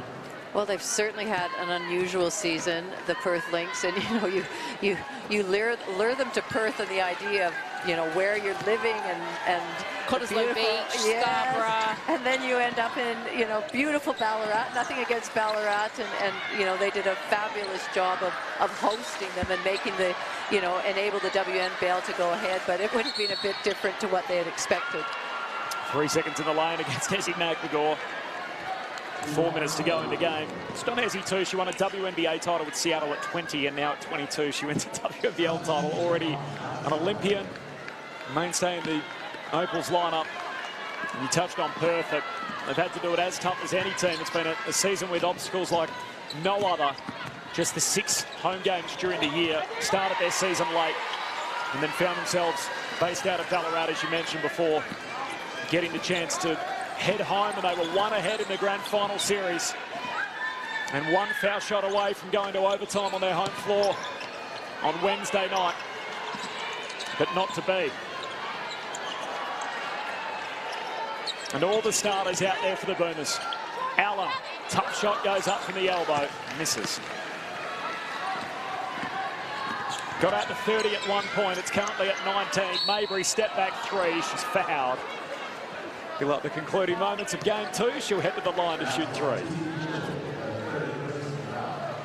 And you have to wonder what Guy Malloy's feeling right now, end of the game, knowing that he's going to be, you know, leaving this group, this environment, and, you know, thinking back to 9 years ago. I actually sat on the interview panel with Guy Malloy to get him to Melbourne Boomers, and what a journey he's had with this team, and you know, when it's also, it almost went under, and then new owners came in, and it's just been, and now look at the crowd there. Yeah. You know? Especially with Formula One going on, Absolutely. NBL, AFL, sensational for women's basketball. But getting back to Guy, you know, it's also credit to Melbourne Boomers sticking with him. At times they were in the final and they didn't get those championships for many years. They could have easily, you know, when something's not going well, who do you cut first? It's always the coach, right? So the fact that they've stayed true and put their faith in him and what he's done, and you can see he's already about to pull a timeout here. He's still playing the game. You know, it's credit to the Melbourne Boomers as well, and not just him as a coach, but to the whole organisation for staying true and holding form. The best shot blocker in the league with another one. Ezzy McGregor swats it away. Margin back to 16. Kayla George in the corner. Misses. Trying to just add another signature moment in the final 3 minutes. Mabry for 3. Rattles out. Yeah, Guy Malloy, his early days, they were training out of a primary school, had to clean the floor, the players themselves, before they would practice. You mentioned the uncertainty about the lineup, about the licence. They actually had tryouts for 60 to 70% of the squad in his first year. And after being a solid contender for 4 years, they're about to be the champions. Ezzy McGregor with some late points to make it 17 for her to lead all scorers for the Boomers. You have to say, if you go to game 3, it's really nice to win in front of your home crowd. It's a great feeling for the players, great feeling for the supporters that have hung with the team all year. And you know, they've moved venues this year to be out at the this venue in Parkville, and so, you know, great to see so many supporters have followed them and stuck true to them. Jackie Young at the line, hits her first. Outstanding season for Jackie Young, part of the all WNBL first team. 2 of 2 on this trip. She's up to 17 in the game.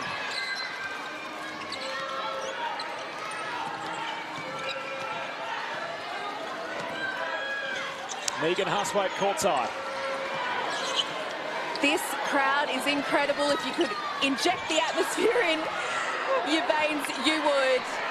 There they go again.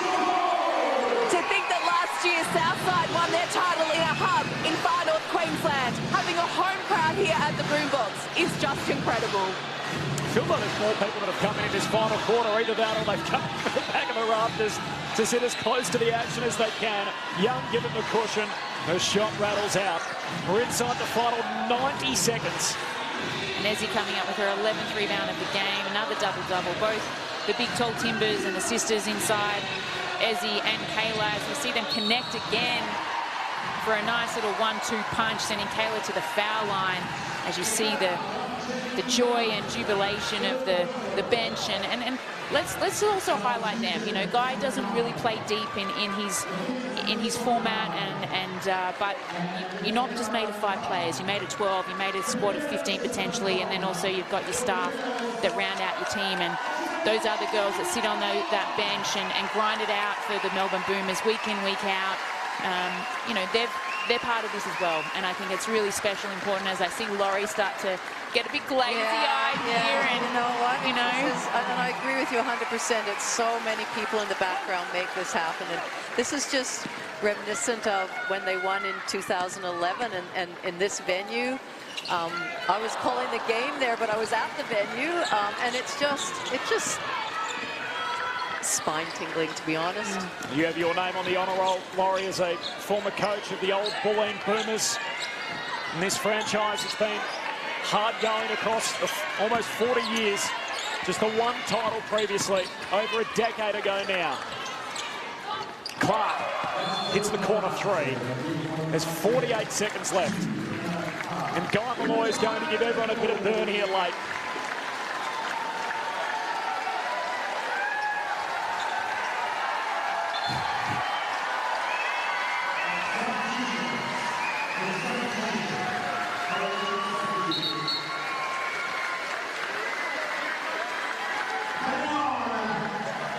it'll be nice post-game, hopefully, if we're able to get an interview with Guy Malloy. I would love to see his reaction. You know, he doesn't wear a lot openly. He doesn't wear his heart on his sleeve. He keeps cards very close to his chest. I think he's opened up a lot this year. He has. I think he's changed the way he's approached things and been a bit more open to change. And I think the girls have really flourished in that environment, to be honest. And you can see the friendship and the mentorship that he's created with the Melbourne Boomers is really nice as we see the joy start to come into them. I'm not sure if you guys noticed at the very start of the game when the starters were coming out, Guy gave each of them a hug. And I think it was say, regardless of the result, you know what? It's been a sensational journey. Carly Ernst, the bucket weight. And what a journey it is for Carly Ernst as well. Who would have thought, as Megan spoke to earlier, you know, giving birth to her first child and then 4 months later being back on court and now going to get a championship and be able to share that with her son.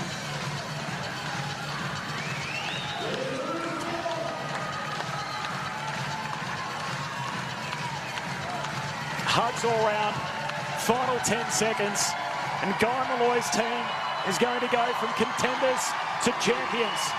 For just the second time in their 38-year existence, the Boomers are WNBL champs.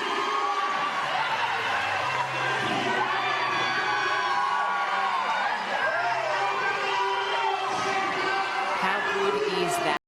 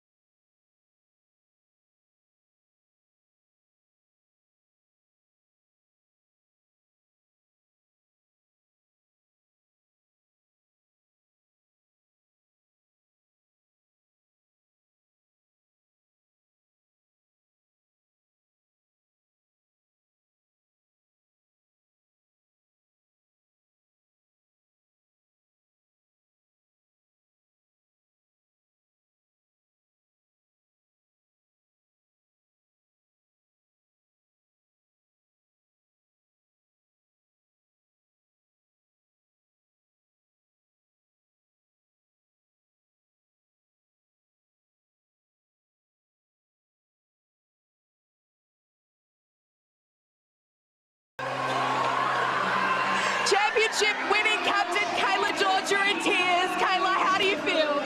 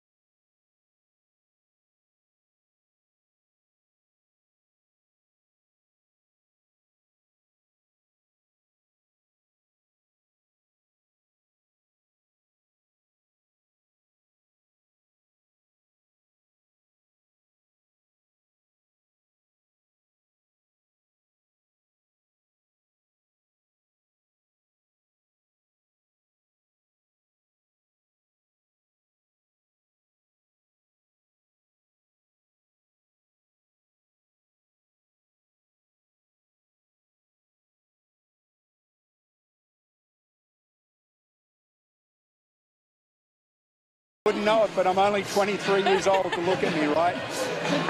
Yeah, no, look, I think we got written off after game one. They had an unbelievable shooting performance. Yeah, we didn't execute, but the grit we had to go back on the road and win in game two, and then to come here and finish it off like this in front of the crowd. Amazing. What can I say? Just amazing. How special was it to get to your players? We saw you hugging Tess Madgen, Kayla George. It's Tess's first grand final and championship. You can see what the emotion and the relationship with your players. Yeah, we've been through so much together. 4 or 5 years with some of those girls trying to get Boomers to the top of the mountain, and we're here. Like, you know, I'm so proud of them. Unbelievable. I reckon that smile says everything. Congratulations, Guy. Thank you. Thank you. Congratulations to Guy Malloy, and thanks to Megan Huswaite, a coaching journey which started in 1989, his third grand final, and a champion for the first time as he departs the league after a 9-year stay with the Boomers, off to coach in New Zealand. He's heading up the women's program in New Zealand basketball and also coaching a men's team out of Wellington as well. Having led both these sides to grand finals previously, he'll get his hands on the trophy. And there it is. In the background, there were a few rumours and murmurs that the trophy may not be here. The Gatorade shower for Coach Malloy. And the celebrations are well and truly underway at the Boombox. The Boomers win it in a deciding Game 3. As Megan touched on, the first side ever to come from 1 down in the best-of-3 series to walk away with the title. Here are the match highlights, Screeny and Laurie Chiswick. Oh, well, for me, they led from the front. From the first time that ball went up in the first quarter, they wanted it. You know how much it meant to them, and it was on display. Madgen was at her best performance and probably peak performance that I've seen her play for some time. She shot the ball exceptionally well, and then everyone just followed suit. I think Ezzy owned and destroyed and dominated the paint. Lindsay Allen wasn't as her graceful and dominant self in Game 2, but she didn't need to be, Laurie, did she? Because everyone else was doing what they needed to do. Even Wright stepped up off the bench. And how great is that, to win a championship and play like a team and have everybody involved? All 5 starters were just incredible in their contribution. The party time for the Boomers. They've won their second WNBL championship. They're about to get their hands on it, and we'll find out who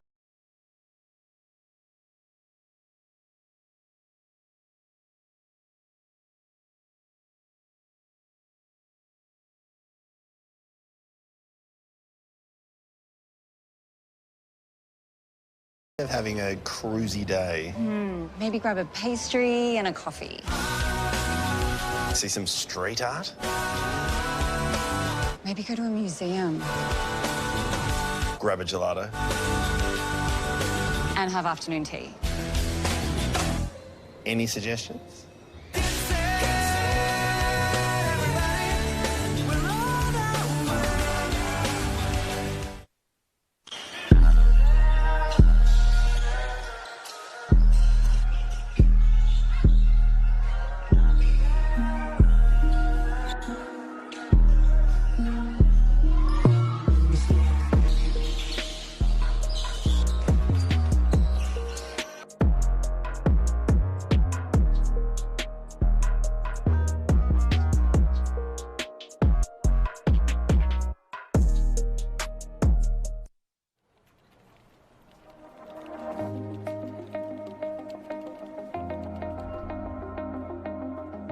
Is there a right moment for your next career step?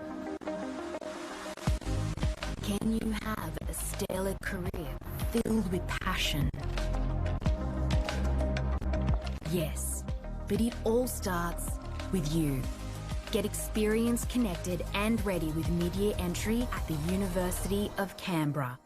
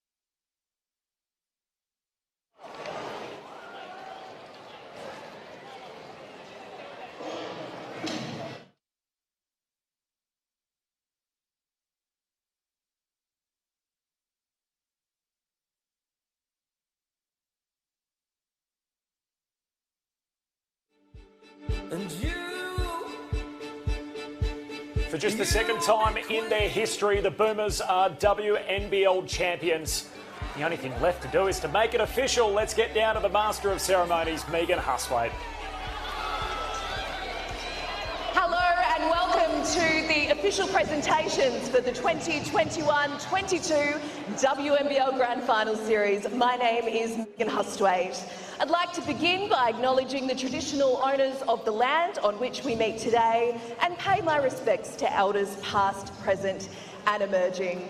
Well, what an unbelievable WNBL season it's been, reaching its crescendo with a Game 3 in this unbelievable Grand Final series between the Melbourne Boomers and the Perth Lynx. Would you please give both teams a round of applause?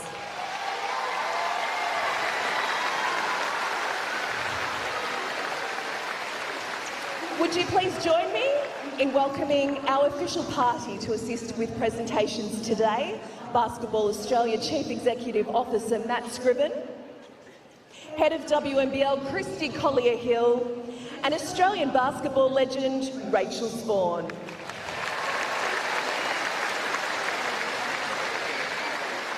I'd now like to welcome Head of WNBL Christy Collier-Hill to say a few words.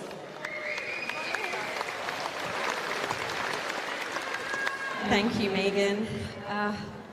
What a season. It's definitely been a season like no other. We've had so many challenges throughout this season, but here we are at the end, finally. Despite the challenges, the quality of games we've seen this season in the WNBL has just been absolutely next level. We've got Australian Opals, New Zealand Tall Ferns and WNBA superstars scattered throughout the league. And with every game broadcast live to see, it's just been sensational.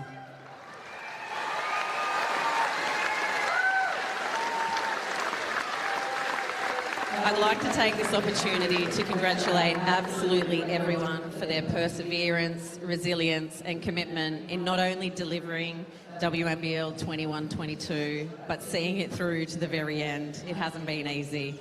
This includes athletes, coaches, support staff and administration from all clubs.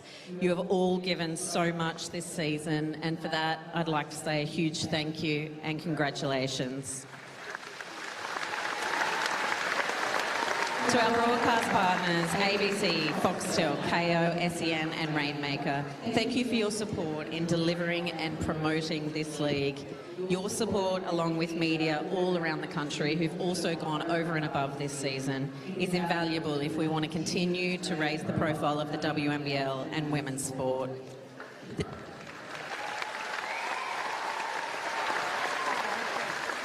The team behind the scenes at Basketball Australia, who work tirelessly in bringing this league to life, your efforts are greatly appreciated. And our corporate partners this season, Spalding, iAthletic and Archer, your continued support is noticed and we greatly appreciate it. Finally, the fans, who love the game, the athletes and their teams. We see you, we hear you and we thank you.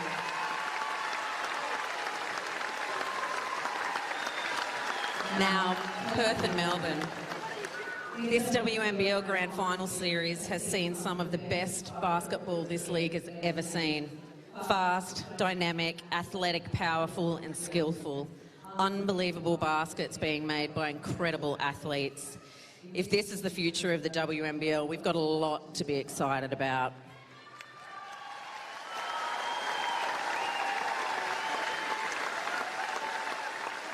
Darcy, Sammy and the team, you've had the most challenging of circumstances this season. Starting late, having to relocate and live away from home in Ballarat for what you thought was 5 weeks but ended up being 7. Isolation on return to WNBA and then playing 4 games in the last 7 days of the regular season. Despite all of that, you not only made the finals, you put up an incredible fight across the entire series. I know it's very hard to see now, but you should be incredibly proud of what you've achieved this season. To all of you, congratulations.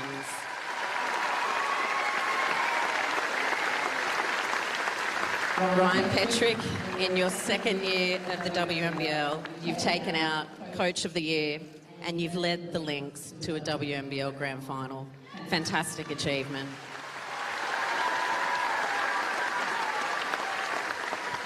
I know this season has been enormously challenging, but you are able to navigate the team through and bring them to this point. Congratulations, well done. Can't wait to see what you do in the future. To all at the Lynx, those that are here and those that are watching at home on TV, it wasn't the end that you wanted, but you gave it absolutely everything that you have, and for that you should be commended. Congratulations on a fabulous season.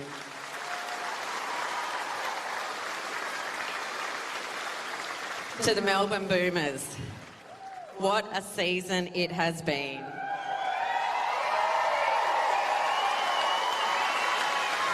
Kayla, you have led the team admirably this season, always leading from the front, wearing your heart on your sleeve and fighting for your team and your teammates. To the entire team, what a journey, what a result. It hasn't been smooth sailing, but you've continued to be strong as a unit, support each other and believe in the process. You absolutely deserve this championship today, so congratulations.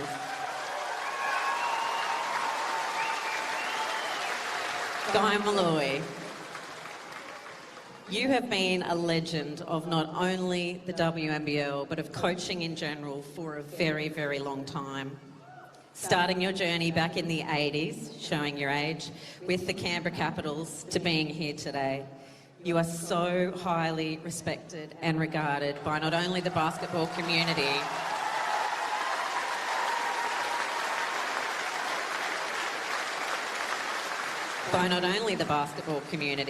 but by every athlete that plays for you. And that speaks volumes to not only how good of a coach you are, but how good of a person you are. And I know for you that's the most important thing. I cannot tell you how pleased we all are here today to see you win this championship. The club's first in 10 years, and something you have devoted so many years of your life to. You absolutely deserve it. Congratulations.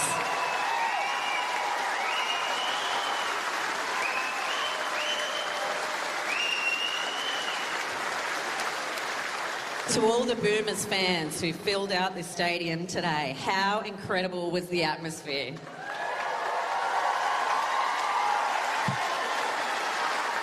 Your support, no doubt, helped get the team over the line today. So thank you for coming out and thank you for cheering so loudly today. To the entire Boomers team and family on and off the court, congratulations once more and enjoy the celebrations. Thank you.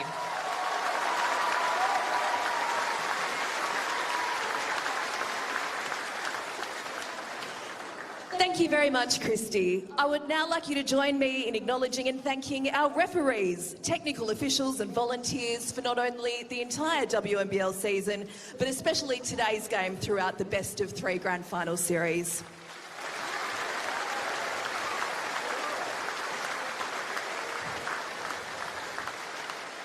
I'd now like to welcome 3-time Olympic medalist, 5-time WNBL champion and 2-time grand final MVP, Rachel Spawn, to the stage to present the medal awarded in her name. And the 2021-22 Rachel Spawn medalist for grand final MVP goes to, from the Melbourne Boomers, Lindsay Allen.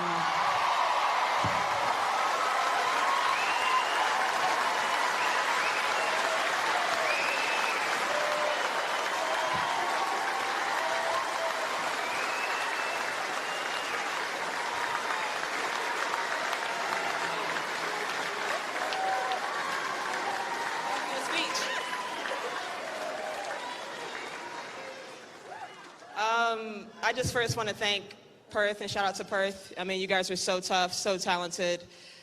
We were really measuring ourselves against you guys the whole season. So thank you for the competition. Sadly, one of us had to lose and one of us had to win, but you guys are really amazing, talented athletes, and just your resilience throughout the whole season and being in Ballarat as well was really commendable, so thank you.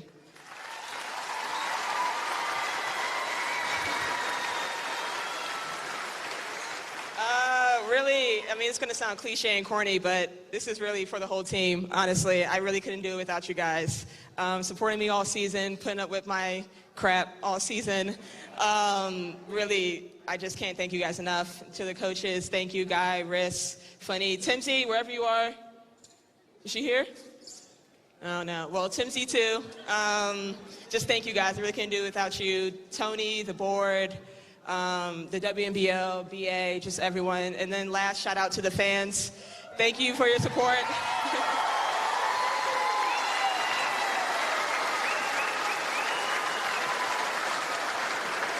Thank you for your support all season, through ups and downs, good games, good shooting nights, bad shooting nights. You guys were there for us. So really appreciate the support, especially tonight, and you guys coming out and supporting us and cheering loud for us. Really couldn't do it without you guys. So thank you. Here's to the Boomers.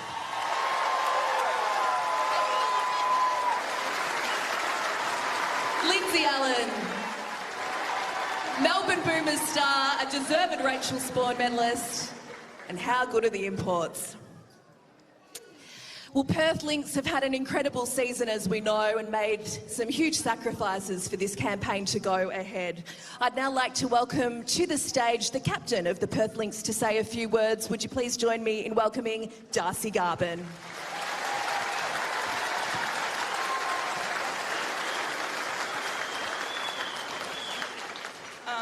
First of all, big congrats to the Melbourne Boomers.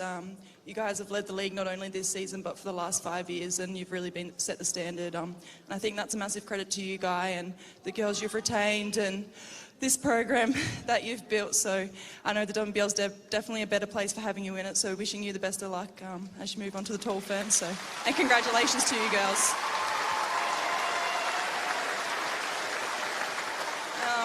To our major partner, Northern Star, you guys came on board halfway through this season, and you've not only believing in the Lynx and committing to women's sport, but you've made a commitment for the next 5 years. So to all our Northern Star supporters back home, thank you.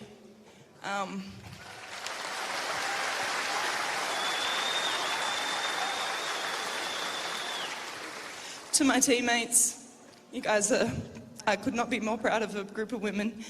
You know, you packed up your lives for 7 weeks and moved over to the East Coast, and no one signed up for that. So you're the most resilient group of girls I know, and I know this is just the start for the Perth Lynx, and I couldn't be prouder of you, and not only this, series, this whole season. So congratulations to the Boomers and to you girls. I'm so proud of you.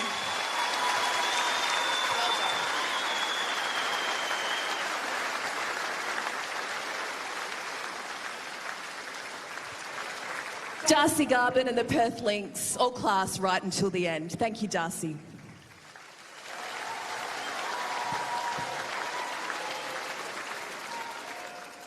I'd now like to welcome up BA CEO Matt Scriven to present the 2021-22 WNBL Championship rings to the Melbourne Boomers.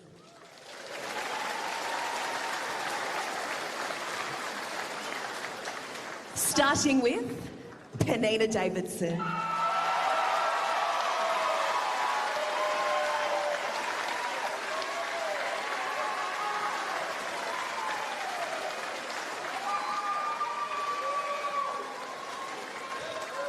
Izzy Wright.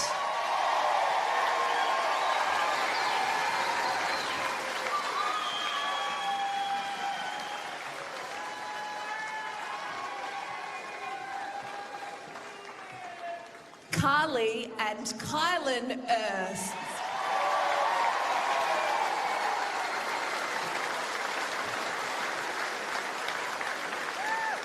Lily Scanlon.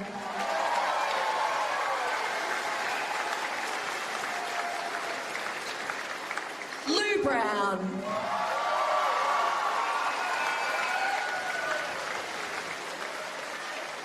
Rachel Brewster.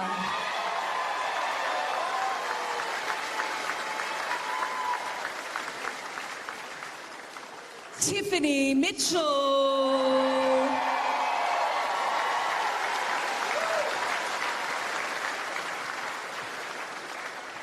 Ezzy Magbagor.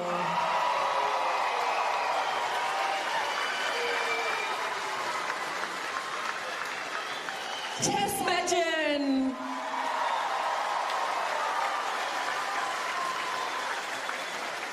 Assistant Coach Larissa Anderson.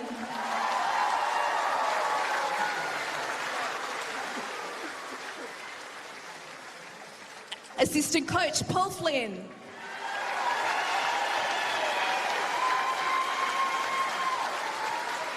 The Rachel Spawn medalist Lindsay Allen.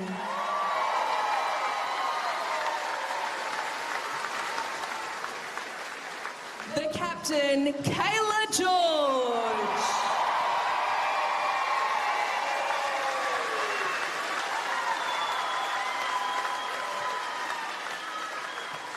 And the championship winning coach Guy Malloy.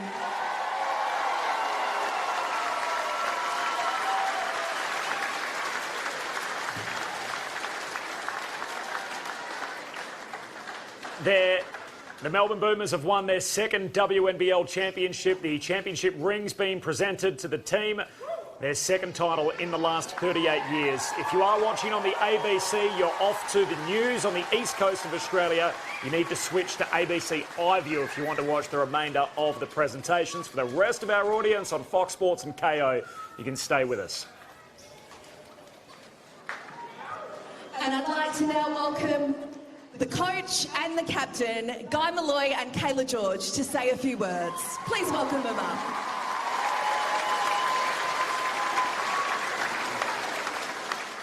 Thanks, Megan. I'll get in before Kayla because once I give her the microphone, no going back. To Perth and Ryan, what a great program, what a great year. On the back of Game 2, I believe these guys were up about 4:30 a.m. to get on a plane to get back to Melbourne. Can't underestimate the impact of the fatigue and the travel that these guys have had through the year. What an unbelievable team. Game 1 that we played here, you guys would remember, they thumped us, just shot us off the court, did an unbelievable job. That's the talent of the team, and I feel very fortunate that we're able to respond and come back and get the final 2 matches. But if you could thank again the Perth Lynx, so what a great team.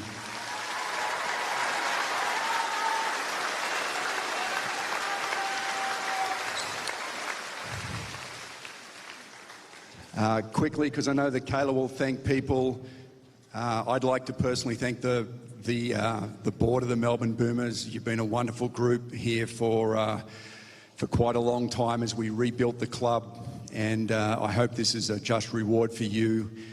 Thank you for your sacrifice, the time that you've put in, the guidance, the support when things haven't been going well. So Tony, Warren, Richard, everyone, Mark, I can see you all there, Jim, Keith, thank you to everybody, Bernie, my staff, the team. I'm unbelievably proud of you all. We had, COVID, I've been coaching here in the country for a long time, like 30, 35 years, something like that. This was without doubt about the hardest year to get through. The challenges with COVID were immense, and credit to the team. I'm unbelievably proud of you. Talk to you more about that later, but what a great effort. Well done.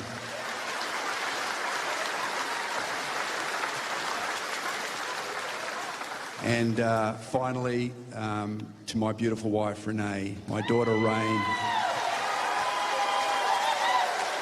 and my daughter, Sienna, who was ill, couldn't make it today, but thank you from the bottom of my heart for all the sacrifices. So thank you very much to everybody. Thank you.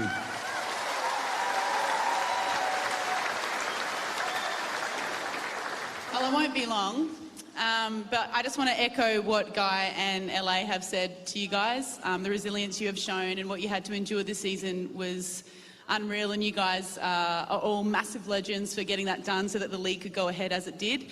I'm really excited to continue battles with you guys for over the next few years and the seasons ahead. So congratulations on a great season, and I look forward to seeing you guys next year.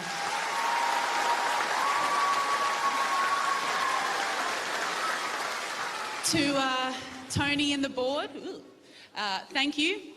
I don't have many words right now, which is a bit unusual. But thank you. This is a big moment, and we've been building to this for a very long time. and you've helped and supported us all the way to this moment now, so thank you. To the fans, you guys are incredible. Thank you for showing up and showing out. Thank you. To our staff, every single one of you, there was about 12 to 15 staff members this year, so thank you so much to every single one of you. Our DP players, you're incredible. Thank you for you guys and your toughness at training. You guys are awesome. I know it's not easy sometimes coming to training and standing on the sidelines, but you guys are awesome. I do want to pay a special mention to probably one of the best humans I know in Izzy Wright.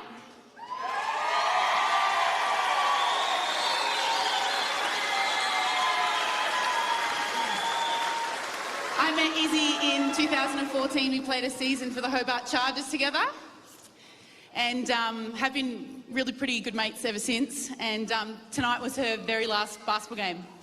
So big round of applause for Izzy Wright. You're a legend. I love you.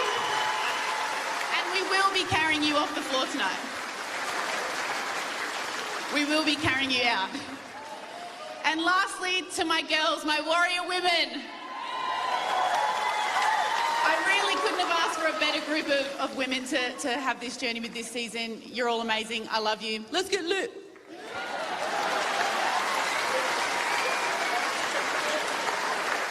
Thank you, Kayla and Guy. Well, it's been 4,045 days since the Boomers last won the WNBL Championship on this very court. To present them with the championship trophy, please welcome back the head of WNBL, Christy Collier-Hill.